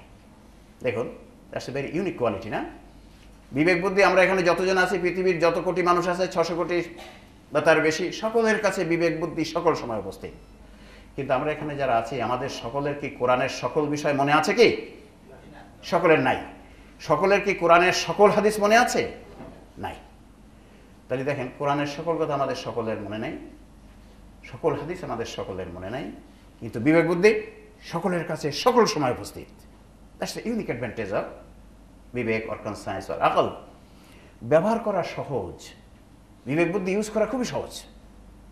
আপনার বিবেক একটা কথা জিজ্ঞেস করলে আমি সহজে ব্যবহার করতে পারেন, কারণ কিন্তু কোরআন হাদিস ব্যবহার করা অপেক্ষাকৃত কঠিন। কোরআন হাদিস ইউজ করে সিদ্ধান্তে আসা অপেক্ষাকৃত কঠিন, বিবেকের থেকে অপেক্ষাকৃত কঠিন। সিদ্ধান্তে পৌঁছাতে সময় খুব কম লাগে, বিবেক ইউজ করে সিদ্ধান্তে পৌঁছানো very quick, within seconds you can come to a conclusion. কিন্তু কোরআন হাদিস ব্যবহার করে সিদ্ধান্তে আসতে সময় বেশি লাগে। ব্যবহার করতে কোনো অর্থ খরচ হয় না, নিজের বিবেক নিজে ইউজ করার জন্য কোনো টাকা পয়সা লাগে না, অর্থ লাগে না। কিন্তু এখন কোরআন শরীফ কিনতে গেলে তো কিছু পয়সা তো লাগেই, হাদিস কিনতে গেলে তো আরেকটু কিছু পয়সা লাগেই। ফলাফল বেশিরভাগ ক্ষেত্রে সঠিক হয়, বিবেকের রায় বেশিরভাগ ক্ষেত্রে সঠিক হয়, কিছু মাঝে মধ্যে ভুল হয়, বেশিরভাগ ক্ষেত্রে সঠিক হয়। তো এটি হচ্ছে বিবেক বুদ্ধির গুণসমূহ। তো একটি জিনিসের যদি এরকম ইসলামের হালাল এবং হারাম এই যে ঘোষিত হওয়ার নীতিমালাটা কি, যেটির দোষ বেশি, অকল্যাণ বেশি, সেটি হারাম, আর যেটির কল্যাণ বেশি সেটা হচ্ছে হালাল। যেমন ওই যে মদের যে আয়াতটা বললাম, আল্লাহ বলছেন মদে আছে অনেক অকল্যাণ আর কিছু কল্যাণ, সেজন্য মদ হচ্ছে হারাম, অনেক অকল্যাণ। কিন্তু কল্যাণের কথাটা কি জন্য বলছে? তুমি কল্যাণের কথাটা গবেষণা করে বের করে ওটা তোমাদের কাজে লাগাও। তাহলে আমরা দেখছি বিবেক বুদ্ধির অনেক গুণ আছে।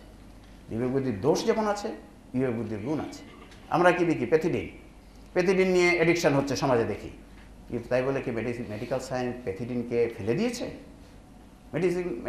মেডিকেল সায়েন্স প্যাথিডিনকে ফেলে দেয়নি। We are using randomly pethidine for treatment purpose. So কোনো একটি জিনিসের কিছু দোষ থাকলে সেটাকে ফেলে দেওয়া, এটা সাধারণ বিবেকের রায়ও নয়, এটা কোরআন হাদিসের কথাও নয়। সো আমরা বিবেক বুদ্ধির দোষ এবং গুণ জেনে নিলাম। এখন যে জিনিসটা বিবেক সম্বন্ধে জানা দরকার, to use conscience as a source of information of Islam, আর যে বিষয়টি জানা দরকার সেটা হচ্ছে কি, ইসলামের বিবেক বুদ্ধি বিরুদ্ধ বিষয়ের পরিমাণ কি পরিমাণ বিবেক বিরুদ্ধ কথা আছে কি বিবেক বিরুদ্ধ কথা? একেবারে নাই। থাকলে কি পরিমাণ আছে আমরা সেটাও একটু বুঝে নিতে হবে আমাদের, যারা আমরা বিবেককে খাটাতে চাই যথাযথভাবে। কোরআন সুন্নাহ ও বিবেক একই উৎস থেকে আসা। কোরআন আসছে কার থেকে? আল্লাহ থেকে। বিবেক কোত্থেকে আসছে? আর সুন্নাহ কোত্থেকে আসছে? সুন্নাহ কিন্তু আল্লাহ থেকে, কারণ রাসূল সাল্লাল্লাহু আলাইহি ওয়াসাল্লাম আল্লাহর গাইড ছাড়া কোনো কথা বলে নাই। কাজেই কোরআন আসছে আল্লাহর কাছ থেকে, সুন্নাহ বা হাদিস আসছে আল্লাহর কাছ থেকে। আমাদের আকল কে দিয়েছে? আমাদের মধ্যে আপনারা একটু বলবেন, আকল কে দিয়েছে? আল্লাহ দিয়েছে। তো তিনটি একই উৎস থেকে আসা। একই উৎস থেকে আসা বিষয়ের মধ্যে গরমিলের চেয়ে মিল বেশি থাকে, ঠিক নয় কি? একই উৎস থেকে আসা জিনিসের মধ্যে মিল বেশি থাকে, গরমিল কম থাকে। That is the common sense information. তাই ইসলামে বিবেক বুদ্ধি বিরুদ্ধ বিষয় না থাকার কথা, এবং থাকলেও তার সংখ্যা খুব কম হওয়ার কথা, তাই নাকি? ইমাম সাহেব তাই বলে যে একই উৎস থেকে যেটা আসছে তার মধ্যে মিল বেশি থাকবে, গরমিল কম থাকবে। অর্থাৎ ইসলামের মানুষের বিবেকের বিরুদ্ধে বা বাইরের কথা কম থাকার কথা, বেশি থাকার কথা নয়। হয় না থাকবে অথবা থাকলে খুব কম।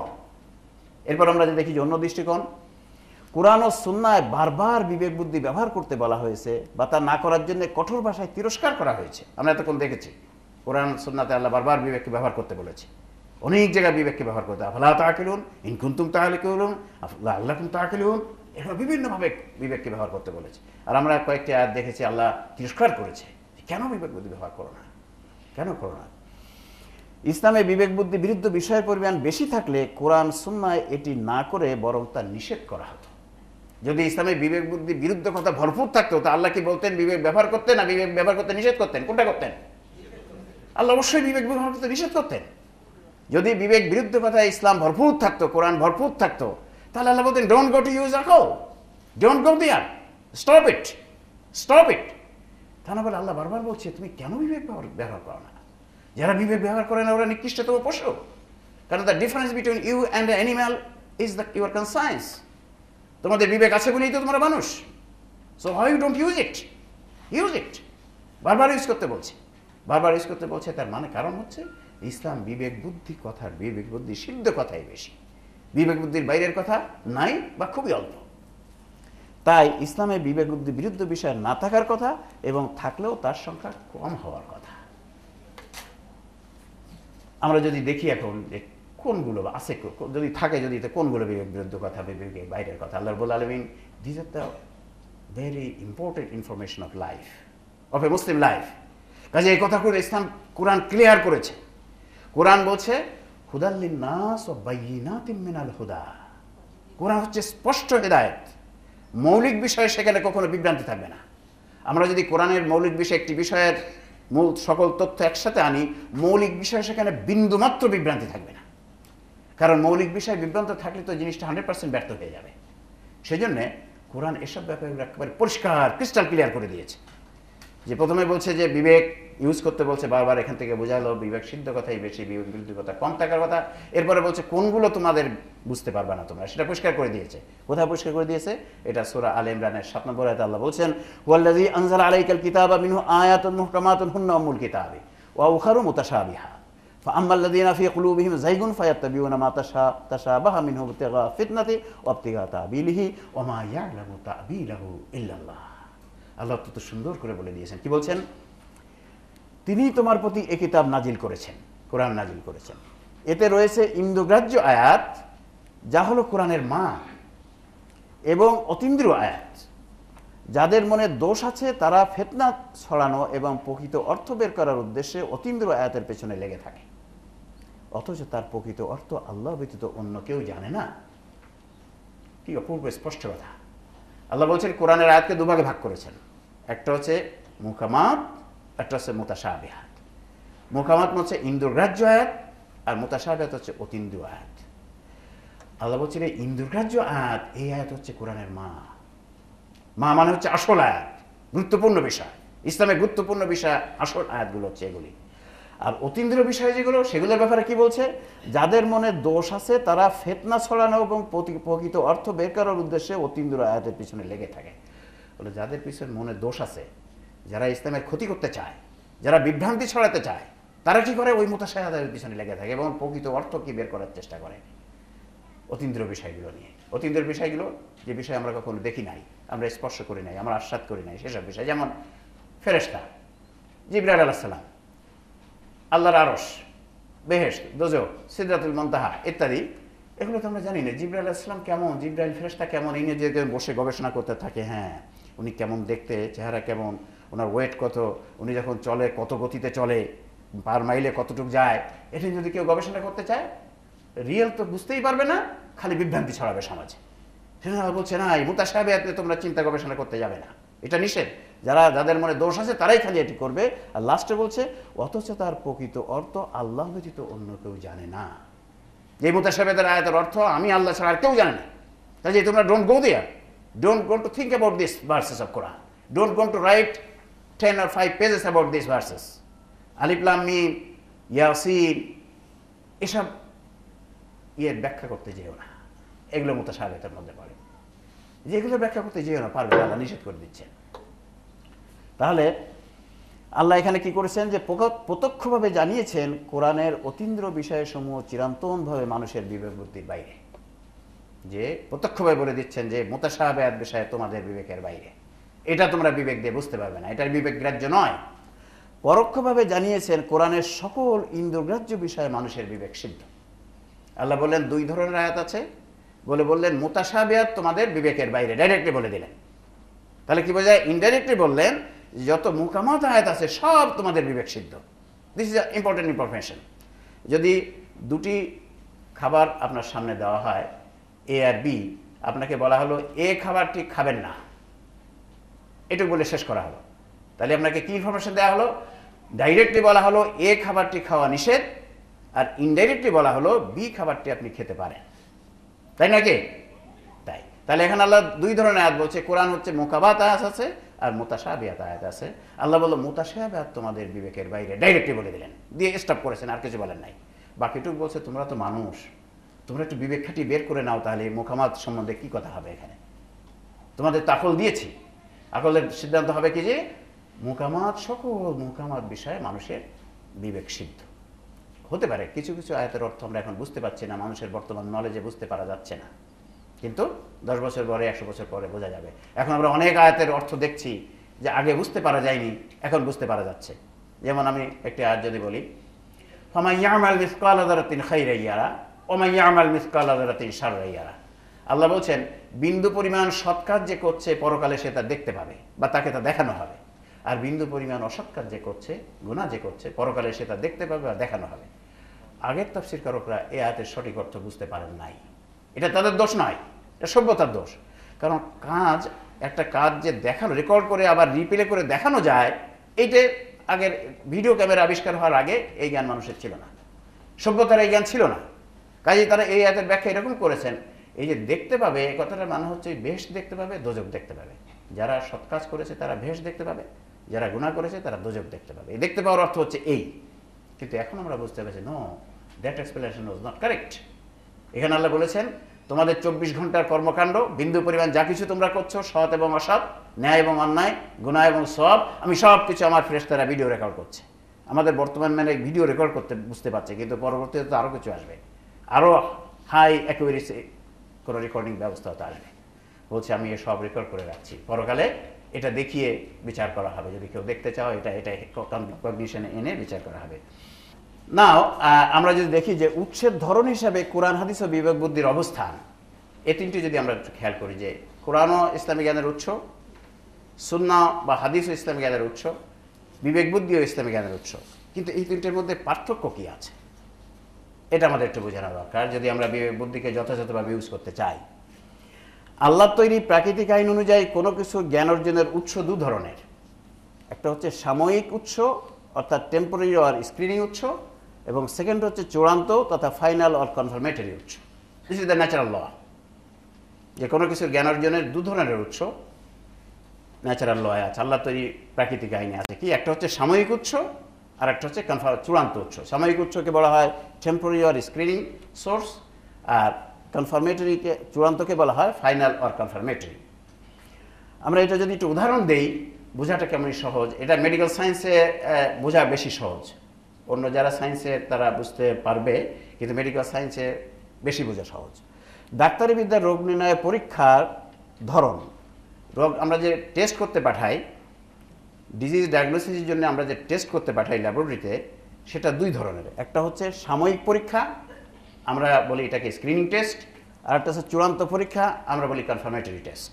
ধরুন আমরা যখন একজন রোগী দেখে, রোগীর হিস্ট্রি শুনে, তারপরে তাকে পরীক্ষা করে যখন আমরা ডায়াগনোসিস করি, আমরা দুই ধরনের ডায়াগনোসিস করি। একটা হচ্ছে সাময়িক রোগ নির্ণয় অর্থাৎ প্রভিশনাল ডায়াগনোসিস বলি আমরা তাকে, আর চূড়ান্ত রোগ নির্ণয় অর্থাৎ কনফার্মেটরি ডায়াগনোসিস। তাহলে দেখা যাচ্ছে ন্যাচারাল লতে কোনো বিষয়ে জানার দুটি প্রসিডিওর আছে, একটা হচ্ছে সাময়িক প্রসিডিওর আর একটা হচ্ছে চূড়ান্ত procedure, screening method, confirmatory method. This is the natural system. এই ন্যাচারাল সিস্টেম আল্লাহ তৈরি করে রেখেছেন, এবং আল্লাহ বলছেন, কোরআনে বলছে যে এই ন্যাচারাল লর সাথে ইসলাম হচ্ছে স্বভাব ধর্ম বা ন্যাচারাল ধর্ম। ন্যাচারাল যে ল, ইসলামের সেই ল, মৌলিক ল ন্যাচারাল অন্য জায়গায় যা আছে ইসলামে তাই আছে। This is very important information. সেই জন্যে ন্যাচারাল ল যে যত বেশি জানে, তার জন্য কোরআন হাদিস বোঝা তত সহজ হয়। সো হিয়ার মেডিকেল সায়েন্সের এই তথ্য যারা জানে, তাদের এই স্ক্রিনিং নলেজ বা screening method and confirmatory method বোঝা খুব সহজ হয়। সো দেখা যাচ্ছে যে দুই ধরনের মেথড আছে, একটা হচ্ছে স্ক্রিনিং মেথড আর একটা হচ্ছে কনফার্মেটরি মেথড। দ্যাট মিনস সাময়িক মেথড এবং চূড়ান্ত মেথড। সাময়িক যে পরীক্ষা বা রোগ নির্ণয় ব্যবহৃত উপাত্ত বা বিষয়ের গুণ, সাময়িক যে পরীক্ষার জন্য আমরা যে করি তার কী কী কোয়ালিটি থাকে, সেই উপাত্তের কী কী কোয়ালিটি থাকে, সাময়িক পরীক্ষা করার জন্য যে রিয়েজেন্ট ইউজ করা হয় তাতে কী কী কোয়ালিটি থাকে। একটা থাকে সহজলভ্য, মানে ইজিলি অ্যাভেলেবেল, যে কোনো ল্যাবরেটরিতে পাঠালে ওটা করা যায়। ব্যবহার করা সহজ, ব্যবহার করা ওই মেথডটা খুব সহজে ইউজ করা যায়। ফলাফল পেতে অল্প সময় লাগে, খুব কুইকলি ওরা রেজাল্ট পাঠিয়ে দেয়, রিপোর্টটা খুব তাড়াতাড়ি দিয়ে দেয়। অর্থ কম খরচ হয়, ওই সাময়িক পরীক্ষা বা স্ক্রিনিং টেস্ট যেটা আমরা করি খুব কম পয়সা লাগে, বেশি পয়সা লাগে না। ফলাফল অধিকাংশ ক্ষেত্রে সঠিক হয়। ওই যে স্ক্রিনিং টেস্ট আমরা করতে পাঠাই, ওর রেজাল্ট অধিকাংশ ক্ষেত্রে কারেক্ট হয়, সব ক্ষেত্রে কারেক্ট হয় না। তাহলে দেখেন কি সহজলভ্য, ব্যবহার করা সহজ, ফলাফল পেতে সময় কম লাগে, অর্থ কম খরচ হয়, ফলাফল অধিকাংশ ক্ষেত্রে কারেক্ট হয়। আর যে চূড়ান্ত পরীক্ষা আমরা করি কনফার্মেটরি টেস্ট, এটা হচ্ছে দুষ্প্রাপ্য, মানে কনফার্মেটরি টেস্টটা সব ল্যাবরেটরিতে হয় না, যেটা ভালো ভালো ল্যাবরেটরি সেখানে হয়। ব্যবহার করা কঠিন, ওই কনফার্মেটরি মেথডটা ইউজ করা একটু কঠিন। ফলাফল পেতে সময় বেশি লাগে, রেজাল্ট আসতে সময় বেশি লাগে, কোনো কোনো ক্ষেত্রে 21 দিন পর্যন্ত লেগে যায়।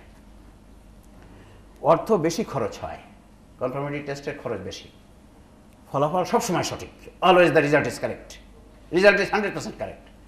সো দেখেন কনফার্মেটরি, স্ক্রিনিং এবং কনফার্মেটরি ন্যাচারাল ল যেটা, সেটা হচ্ছে এই। আমরা যদি দেখি এখন পর্যালোচনা করলে দেখা যায়, পর্যালোচনা করলে সাময়িক সিদ্ধান্তে পৌঁছানোর জন্য ব্যবহৃত উপাত্ত বা বিষয়ের গুণাগুণের সাথে বিবেক বুদ্ধির গুণাগুণের হুবহু মিল রয়েছে। ওই যে স্ক্রিনিং টেস্ট আমরা করলাম, রিয়েজেন্টের যে কোয়ালিটি ছিল, বিবেক বুদ্ধির হুবহু তাই, ইজিলি অ্যাভেলেবেল, ব্যবহার করা সহজ, সময় কম লাগে, পয়সা কম খরচই হয় না, এবং রেজাল্ট অধিকাংশ ক্ষেত্রে কারেক্ট হয়। তাহলে সাময়িক টেস্টের যে রিয়েজেন্ট আমরা ইউজ করি তার সাথে বিবেকের হুবহু মিল। আর চূড়ান্ত সিদ্ধান্তে পৌঁছানোর জন্য ব্যবহৃত উপাত্ত বা বিষয়ের গুণাগুণের সাথে কোরআন ও সুন্নাহের গুণাগুণের হুবহু মিল রয়েছে। কোরআন এবং সুন্নাহ ব্যবহার করে সিদ্ধান্তে আসতে সময় বেশি লাগে, ইজিলি নট অ্যাভেলেবেল, সব তথ্য মনে নেই সবার, সময় বেশি লাগে, অর্থ খরচ হয়, এবং কিন্তু রেজাল্ট অধিকাংশ সব ক্ষেত্রে কারেক্ট, রেজাল্ট সব ক্ষেত্রে কারেক্ট। সুতরাং আমরা কি বলতে পারি, তাই সহজেই বলা যায় ইসলামের জ্ঞান অর্জনের জন্যে বিবেক বুদ্ধি হবে সাময়িক উৎস, অর্থাৎ টেম্পোরারি অর স্ক্রিনিং সোর্স, এবং কোরআন ও সুন্নাহ হবে চূড়ান্ত উৎস, অর্থাৎ confirmatory source. This is very useful information, very important information to use conscience correctly. কনসায়েন্সকে কারেক্টলি ইউজ করার জন্য ভেরি ইউজফুল ইনফরমেশন, যে বিবেক বুদ্ধি হচ্ছে ইসলামের একটা উৎস, একটা মৌলিক উৎস, কিন্তু এটা একটা সাময়িক উৎস। It is not final, it is not confirmatory. আর কোরআন সুন্নাহ হচ্ছে চূড়ান্ত উৎস। ইট ইজ অলসো, এই দুটো উৎস, কিন্তু এটা হচ্ছে ফাইনাল উৎস, চূড়ান্ত উৎস আর কনফার্মেটরি উৎস। That's we have to remember if we want to use aql correctly. Islamic জ্ঞান অর্জনের সময় কোন উৎসটি প্রথম ব্যবহার করতে হবে? এখন প্রশ্ন যেটা এসে যাবে যে আমি কি কোরআন শরীফ আগে ব্যবহার করব, হাদিস আগে ব্যবহার করব, না বিবেক আগে ব্যবহার করব? This is also we have to know. এই কথাগুলো জানা নাই বলে আমরা যে সময় এই কথাগুলো ডিসকাস করি কোথাও, তখন প্রশ্ন করা হয় আপনারা আগে আগে কেন ওইটা নিয়ে আসেন, আগে কেন বিবেক নিয়ে আসছেন? আগে কোরআন হবে, তারপরে হাদিস হবে, তারপরে বিবেক হবে। কিন্তু কি বিষয়টি দেখেন, ন্যাচারাল লটা কি, বা কোরআন কিভাবে বলছে, হাদিসে কিভাবে বলছে। প্রাকৃতিক আইন কি হলো, সাধারণত জ্ঞান অর্জনের সময় সাময়িক উৎসকে প্রথম ব্যবহার করা হয়। আমরা ওই যে বললাম আগে প্রথমে আমরা স্ক্রিন টেস্ট আগে করি, তারপরে কনফার্মেটরি টেস্ট। স্ক্রিন টেস্ট আগে করা হয়, তারপরে কনফার্মেটরি টেস্ট করা হয়। সাধারণত জ্ঞান অর্জনের সময় সাময়িক উৎসকে প্রথম ব্যবহার করা হয়, কারণ এটি ব্যবহার করা সহজ এবং ফলাফল পেতে সময় কম লাগে, তাই সাময়িক উৎসটা প্রথম ব্যবহার করতে হবে। সুতরাং ইসলামিক জ্ঞান অর্জনের সময় সাময়িক উৎস তথা বিবেক বুদ্ধিকে প্রথম ব্যবহার করতে হবে। সাময়িক বিবেক বুদ্ধিকে প্রথম ব্যবহার করতে হবে, কারণ এটা আমাদের সবার কাছে উপস্থিত। রিজাল্ট পেতে খুব সময় কম লাগে, কোনো পয়সাপাতি খরচ হয় না।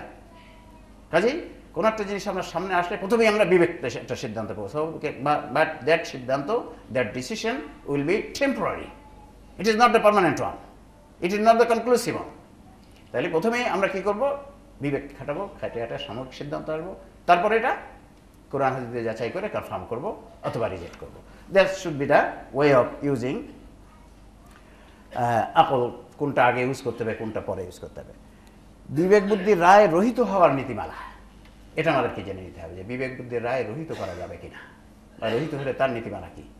আমরা জানছি যে বিবেক বুদ্ধির রায় সব ক্ষেত্রে সঠিক হয় না, সেজন্য বিবেক বুদ্ধির রায় রহিত হওয়ার একটা সিস্টেম আল্লাহ করে দিয়েছেন, রেখে দিয়েছেন, আমাদের কাছে আছে। ওই of the use in that way. Quran ও সুন্নাহের রায় নির্ভুল, কিন্তু বিবেক বুদ্ধির রায় ভুল হতে পারে, তাই কোরআন ও সুন্নাহ বিবেক বুদ্ধির রায়কে রহিত করতে পারবে। কনফার্মেটরি সোর্স যেটা, সেটা টেম্পোরারি সোর্সের রায়কে রহিত করতে পারে। যেমন আমরা বললাম, আমরা যে স্ক্রিনিং টেস্ট করি, যদি কনফার্মেটরি টেস্ট স্ক্রিনিং টেস্টের উল্টা হয়, তাহলে আমরা স্ক্রিনিং টেস্টের রেজাল্টটাকে বাদ দিয়ে দিই, বাদ দিয়ে আমরা কনফার্মেটরি টেস্টটাকে গ্রহণ করি। কনফার্মেটরি টেস্ট অনুযায়ী আমরা চিকিৎসা, ওই রেজাল্ট অনুযায়ী চিকিৎসা চালিয়ে যাই। সো এখানেও যেহেতু বিবেক বুদ্ধি স্ক্রিনিং মেথড আর কোরআন সুন্নাহ কনফার্মেটরি মেথড, তাই কোরআন সুন্নাহর রায় নির্ভুল, কিন্তু বিবেক বুদ্ধির রায় ভুল হতে পারে, তাই কোরআন সুন্নাহ বিবেক বুদ্ধির রায়কে রহিত করতে পারবে। কিন্তু যেহেতু কোরআন সুন্নাহ বিবেক বুদ্ধিকে ভীষণ গুরুত্ব দিয়েছে, তাই বিবেক বুদ্ধির রায়কে রহিত করতে কোরআনের একটি স্পষ্ট বা প্রত্যক্ষ বক্তব্য এবং একটি শক্তিশালী হাদিস লাগা যুক্তিসঙ্গত। দ্যাটস ইনফরমেশন ইজ ইম্পর্টেন্ট, যে কোরআন এবং সুন্নাহ বিবেককে রহিত করতে পারবে। কিন্তু কোরআন বলছে বিবেক অত্যন্ত গুরুত্বপূর্ণ, হাদিসও বলছে বিবেক অত্যন্ত গুরুত্বপূর্ণ। কাজেই বিবেক দিয়ে, বিবেকের রায়কে যদি কোরআন দিয়ে রহিত করতে হয়, যে কোরআন বলছে বিবেক গুরুত্বপূর্ণ, সেই কোরআন দিয়ে বিবেককে যদি রহিত করতে হয়, তাহলে বিবেকের একটা কোরআনের একটা স্পষ্ট বক্তব্য থাকা লাগবে। অথবা হাদিস যদি লাগে, তাহলে একটি শক্তিশালী হাদিস লাগবে। যদি হাদিস দিয়ে ক্যান্সেল করতে চাই, তাহলে একটা শক্তিশালী হাদিস লাগবে, কারণ হাদিস বিবেককে অত্যন্ত গুরুত্ব দিয়েছে। একটি হাদিস বলছে মানুষের বিবেকের রায় যে ইসলামের রায়, তাই এই হাদিসটাকে ক্যান্সেল হয়ে যাবে। কাজেই বিবেকের রায়কে যদি হাদিস দিয়ে ক্যান্সেল করতে হয়, তাহলে একটা শক্তিশালী হাদিস লাগবে। আর বিবেকের রায় যদি কোরআন দিয়ে ক্যান্সেল করতে হয়, যেহেতু কোরআন বিবেকে অত্যন্ত গুরুত্ব দিয়েছে, সেজন্য কোরআনের একটি স্পষ্ট বক্তব্য লাগবে। অর্থাৎ আমার বিবেক যা বলছে, আমি যদি কোরআন যাচাই করতে যেয়ে দেখি ওর স্পষ্ট একটা উল্টা কথা বিবেকে আছে, কোরআন শরীফে আছে, তখন আমি আমার বিবেকের রায়কে ক্যান্সেল করে দিয়ে আমি কোরআন ধরবো, কোরআনের রায়কে সঠিক বলে গ্রহণ করবো। আর যদি দেখি আমার বিবেকে যেটা বলছে একটা অত্যন্ত শক্তিশালী হাদিস তার বিপরীত কথা বলছে, আমি আমার বিবেককে ছুঁড়ে ফেলে দিয়ে ওই শক্তিশালী হাদিসকে ধরবো, যে that is correct. So that should be the policy of rejecting information of conscience or decision of conscience. বিবেকের রায়কে যদি রহিত করতে চাই আমরা কোরআন এবং সুন্নাহ দিয়ে, কোরআন এবং হাদিস দিয়ে, তাহলে যদি সেটা মুকামাত বিষয় হয়, ইন্দ্রিয়গ্রাহ্য বিষয় হয়, কোরআনের একটা শক্তিশালী, একটা স্পষ্ট অথবা ডাইরেক্ট বক্তব্য লাগবে। আর হাদিস হলে সেটা হাদিস একটা শক্তিশালী হাদিস হওয়া লাগবে। আর যদি এটা মুতাশাবিহাত হয়, আল্লাহ বলছে মুতাশাহাতের ব্যাপারে তোমার বিবেক বুদ্ধির কোনো দাম নাই। ওখানে আল্লাহ যা বলছে তাই চোখ বন্ধ করে মানতে হয়, কারণ ওখানে আমার বিবেক যাবে না। আল্লাহ বলছে সিদরাতুল মুনতাহা আছে মহাকাশে এক জায়গায়, ইয়েস আছে, ওখানে কোথায় কি এসব আমরা বুঝতে যাব না, ইয়েস ওটা আছে।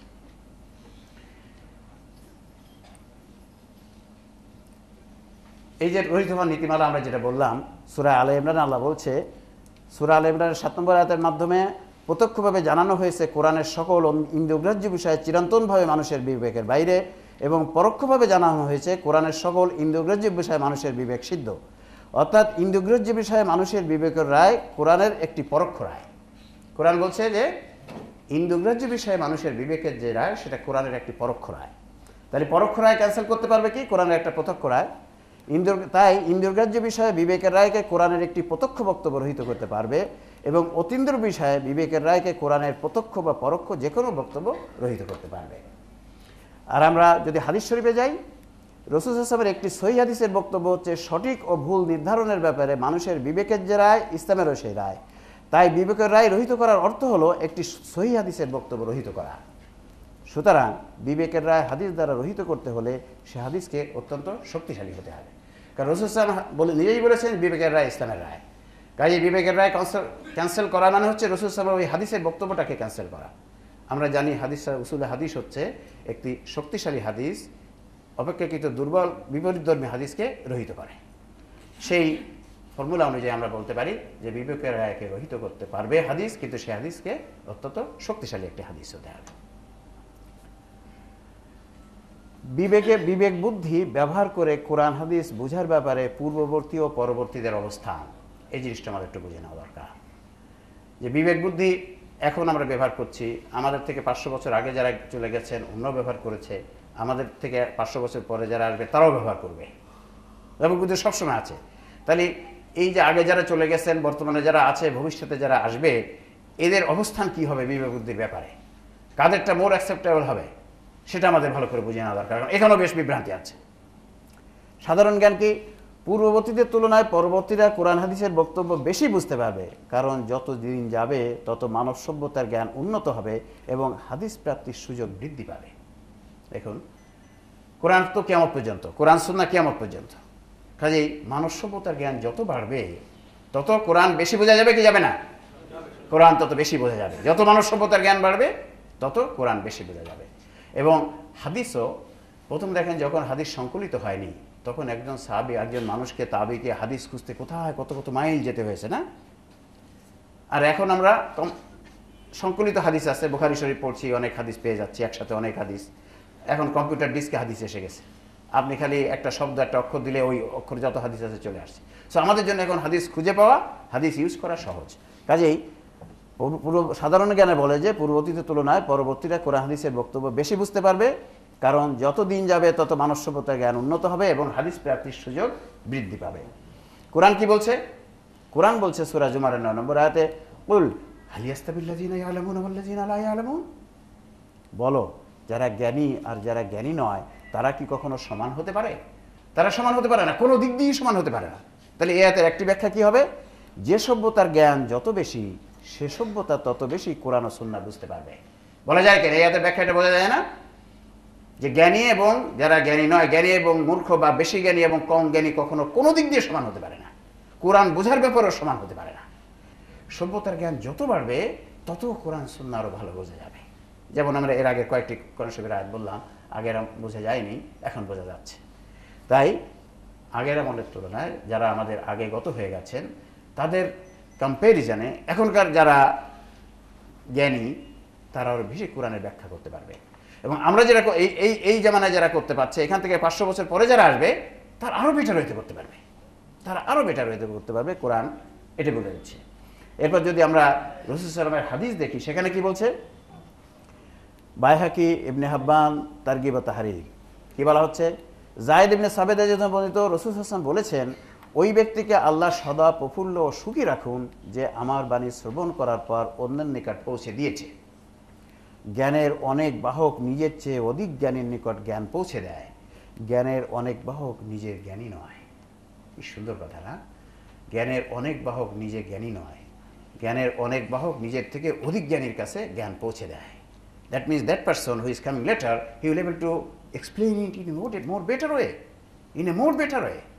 অর্থাৎ যাদের জ্ঞান যত বেশি, যার জ্ঞান যত বেশি, যে সভ্যতার জ্ঞান যত বেশি, সেই সভ্যতার তত বেশি কোরআন হাদিস, তত ভালো করে কোরআন হাদিস ব্যাখ্যা করতে পারবে। আবার অন্য হাদিসে কি বলছে? আবু বকর রাদিয়াল্লাহু বলেন, রাসূল সাল্লাল্লাহু আলাইহি ওয়াসাল্লাম কুরবানির দিন আমাদের উদ্দেশ্যে দেয়া এক ভাষণে বললেন, আমরা এই বিদায় হজের যে ভাষণ কুরবানির দিন, রাসূল বললেন, আমার এই বক্তব্য তোমরা যারা উপস্থিত আছো তারা অনুপস্থিতদের কাছে পৌঁছে দাও। বলেছিলেন না এটা? আমরা এটা সবাই জানি তো। এরপরে কারণ এই কেননা বলে কিছু কথা আছে, এই কথা কিন্তু আমি আগে যতদিন নিজে হাদিস পড়ি নাই ততদিন জানতে পারি নাই। আপনারাও হয়তো সবাই জানেন কিনা আমি জানি না। বলছেন কি কেন না, কেন পৌঁছে দিতে হবে? তোমরা যারা উপস্থিত আছো, যারা উপস্থিত নাই তাদের কাছে পৌঁছে দেবে। কেন পৌঁছে দিতে হবে তার কারণটা ব্যাখ্যা করেছেন। Why it is, why you have to propagate it to others. কেননা পরে পৌঁছানো ব্যক্তিদের মধ্যে অনেকে আসল শ্রোতা অপেক্ষা অধিক উপলব্ধিকারী ও রক্ষাকারী হতে পারে। সুতরাং এই যে ইসলামী দাওয়াতি কাজ পৌঁছানো, আর যে বাল্যগি আনিওয়ালা আয়া, যদি একটা কথাও জানলে অপরকে পৌঁছাও, এর একটা কারণ হচ্ছে এই যে তুমি যেটা ব্যাখ্যা করতে পারছো পরে আসলে ওরা আরো ভালো করে ব্যাখ্যা করতে পারবে, আরো ভালো বুঝতে পারবে, আরো সুন্দর করে উপস্থাপন করতে পারবে, আরো যুক্তিগ্রাহ্য করে উপস্থাপন করতে পারবে, এবং সেই উপস্থাপনা শুনলে মানুষের বিশ্বাস মজবুত হয়ে যাবে। তখন মুসলমানের ছেলে আর ওই দিকে চলে যাবে না, তখন আলেমের ঘরের ছেলে আর কমিউনিস্ট হবে না। আবার এখানে কি বলছেন? ইবনে মাসউদ রাদিয়াল্লাহু আনহু রাসূল সাল্লাল্লাহু আলাইহি ওয়াসাল্লামকে বলতে শুনেছি, ওই ব্যক্তিকে আল্লাহ সদা প্রফুল্ল ও সুখী রাখুন যে আমার বাণী শ্রবণ করার পর অবিকৃতভাবে তা অন্যের নিকট পৌঁছে দেয়। কেননা পরে পৌঁছানো ব্যক্তিদের মধ্যে অনেকে আসল শ্রোতা অপেক্ষা অধিক উপলব্ধিকারী ও রক্ষাকারী হতে পারে। একই হাদিস ইবনে মাসউদ রাদিয়াল্লাহু আনহু বর্ণনা করেছেন। এটাও তিরমিজি শরীফে আছে, আবু দাউদ শরীফে আছে, ইবনে হাব্বান ও তারগিব ও তাহরিবে আছে। বিবেক বুদ্ধি ব্যবহার করে কোরআন হাদিস বোঝার ভাবে পূর্ববর্তী পরবর্তী অবস্থানের এই দৃষ্টিকোণে আবার ইমামগণের বক্তব্য যদি আমরা দেখি, কি দেখতে পাই সেখানে? চার ইমামের প্রত্যেকেই বলেছেন, আমার দেওয়ার সিদ্ধান্তের বিপরীতে যদি কোনো সহিহ হাদিস পাওয়া যায় তবে সে হাদিসের বক্তব্যই হবে আমার বক্তব্য। ঠিক না? এটা সব ইমামগণ বলেছেন না? বলেছেন। এই বক্তব্য হতে বোঝা যায় ইমামগণ সকল হাদিস জানতেন না এবং সে বিষয়ে তারা সচেতন ছিলেন। ওই সময় তো হাদিস কম্পাইল হয়নি এইভাবে, কাজে ওনারা জানতেন যে আমরা সব হাদিস জানি না। এই জন্য ওরা কথা বলে গিয়েছেন যে আমরা যে সিদ্ধান্ত দিয়েছি এর বাইরে যদি কোনো সহি নির্ভুল হাদিস তোমরা পাও, নির্ভুল হাদিস যদি পাও তাহলে ওই হাদিসকে গ্রহণ করবে, আমার এই কথাকে ছুঁড়ে ফেলে দেবে। So they have made it clear. আমাদের ইমামগণ এটা ক্লিয়ার করে বলে গিয়েছে যে তাদের কোথায় কী দুর্বলতা আছে। কিন্তু আমরা কিন্তু এই কথাগুলো খেয়াল রাখি নাই। আমরা ওই ওনারা যে সিদ্ধান্ত দিয়েছি মেনেই চলেছি সবগুলো টোটো।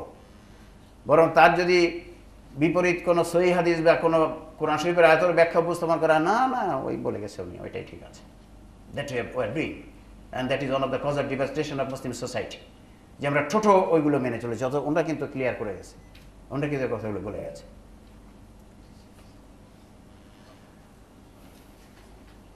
পূর্ববর্তীদের তুলনায় পরবর্তীদের কোরআন হাদিস বেশি বুঝতে পারার প্রমাণ, এই যে প্রমাণটা যে পূর্ববর্তীদের তুলনায় যে পরবর্তীরা বেশি ভালো বুঝবে, আমি এটা অলরেডি বলে ফেলেছি।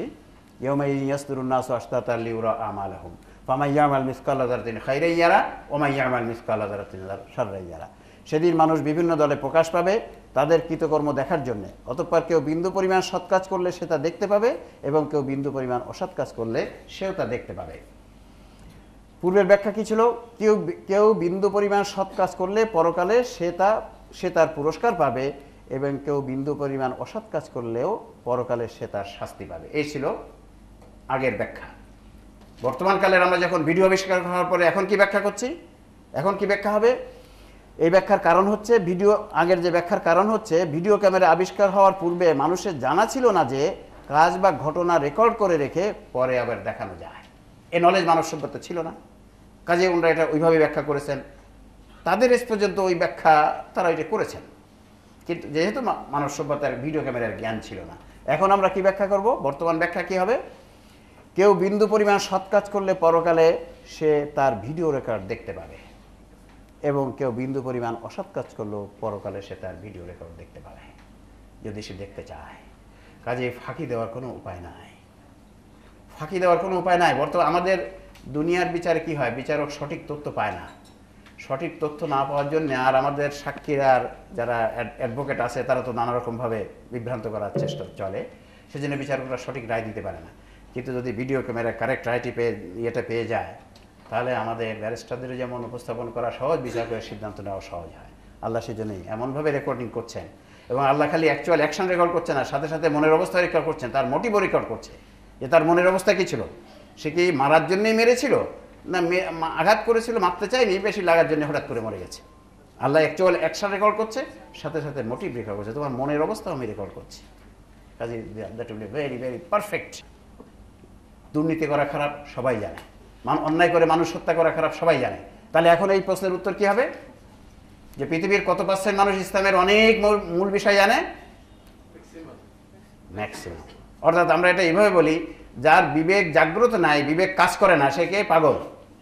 এই পাগল কতজন আছে পৃথিবীতে, এটা যদি ক্যালকুলেট করতে আমরা পারি, বের করতে পারি, তাহলে বলা যাবে ওই পাগলগুলো ব্যতীত আর সবাই ইসলামের অনেক মৌলিক বিষয় জানে, অনেক মৌলিক বিষয় জানে। This is a useful information. কারণ আমাদের সাধারণত দেখা যায় এরকম, আমাদের সমাজে কথা চালু, এই তুই কি জানিস, চুপ, তুই ইসলামের কি জানিস, বাস অমুকি বেশি জান, তুই কি জানিস। এই কথা ঠিক নয়। প্রতিটা মানুষ ইসলামের অনেক বিষয় জানে। আজকের এই অনুষ্ঠানে যারা আমরা জানতে পারলাম, আমরা এখন বলতে পারবো, একথা বলতে পারবো না যদি কেউ বলে তুই কে জানিস, আমি দাঁড়িয়ে যাবো, না স্যার, না হুজুর, আমি অনেক কিছু জানি। বলতে পারবো কিনা? জোর করে বলেন, পারবো কিনা? পারবো। কারণ যার বিবেক জাগ্রত আছে সে অনেক বিষয় জানে। কিসের জানি না, আমি অনেক বিষয় জানি। কাজে এই প্রশ্নের সঠিক অ্যান্সার হবে, পৃথিবীর যাদের বিবেক জাগ্রত নাই, অর্থাৎ যারা পাগল যে কয়জন ব্যক্তি আছে, এরা ছাড়া আর সবাই ইসলামের অনেক বিষয় জানে, অনেক বিষয় জানে। এটা হচ্ছে এই প্রশ্নটার সঠিক অ্যান্সার। অনুষ্ঠানের আমার উপস্থাপনা এখানেই শেষ। ওয়া আখিরু দাওয়ানা আলহামদুলিল্লাহি রাব্বিল আলামিন।